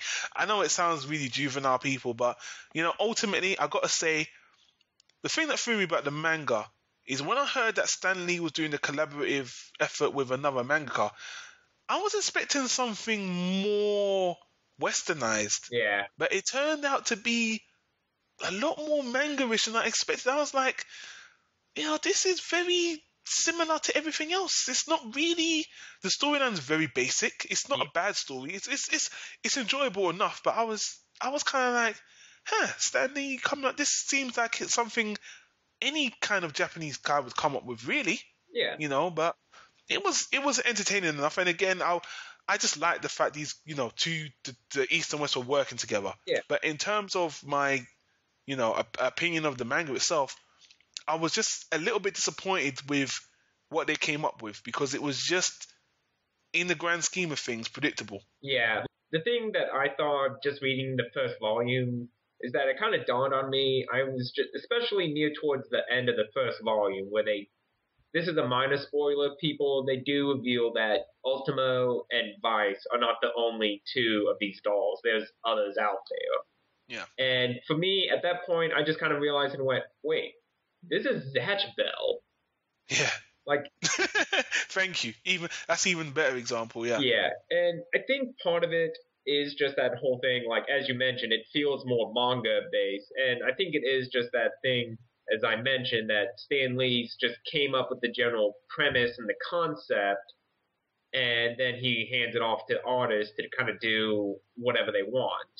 Which I also forgot to mention, though, there was also that anime a few years back that Stan Lee did help produce called Hero Man. Did you ever see that one? Yeah, it's on Crunchyroll. Yeah. It's on Crunchyroll. As soon as I saw it, that's exactly what I expected from Stanley. As soon as I saw it, I said, yep, this is. As soon as I saw it, it kind of looks like Tiger and Bunny. Yeah. And I was just like, I never watched it because when I looked, the little I saw it, I thought, this is just really, just, you could just see it for what it is. Yeah. Correct me if I'm wrong, but Hero Man, the name, the trailer I saw for, I was like, okay, this is Stan Lee going to Japan and doing a very basic superhero story. Yeah. And I just thought, it's not really compelling. It's not going to be story complex. I'll pass. It was, it's nice to see, but great. Thank you for bringing it up because again, but just bringing up Stan Lee in general, he's, Marvel has seemed so open to do collaborations. Now, let me go to DC for me. DC did do Gotham Knight, which was a Japanese collaborative effort with Batman. So I'm aware of that. But again, Marvel have seen so open. They're just handing over all of their characters to do for Madhouse and whoever to just do anime stories for and animation and everything. They just don't care, And on one hand, I like it, but on the other hand, I'm like, okay, you could at least try to make it good though. That's it. Although, the only thing I will say, because I haven't seen Hero Man myself, but basically from what I've been, from the trailers and what everyone told me, it's not so much more of a superhero story as it seems more kind of like in the vein of those old, a boy and his robot type story, like Gigantor or... Yeah. But... Yeah, you just reminded me. I couldn't even remember. To be honest with you, Joe, I couldn't even remember what it was about. But as soon as I just remembered that. I think that's what you see on the picture, the boy and his robot. So I thought pass. I thought nah, it's okay. I have heard that it's actually a pretty solid series, though. But like I said, I haven't watched it myself, so I need to check it out as well before I start praising it. Yeah. As I said, people, we are going to break this into two because we're actually at the end of the analysis and we've got a lot to get through. We've got hot topics, we've got emails, we've got Joe's recommendations, we've got a lot to do. So we're going to have to break this into two people because I don't want people to zone out and, just stop listening. We put a lot of work into these podcasts. So we're gonna stop the podcast here, people. And thanks for listening so far. The manga versus anime debate will continue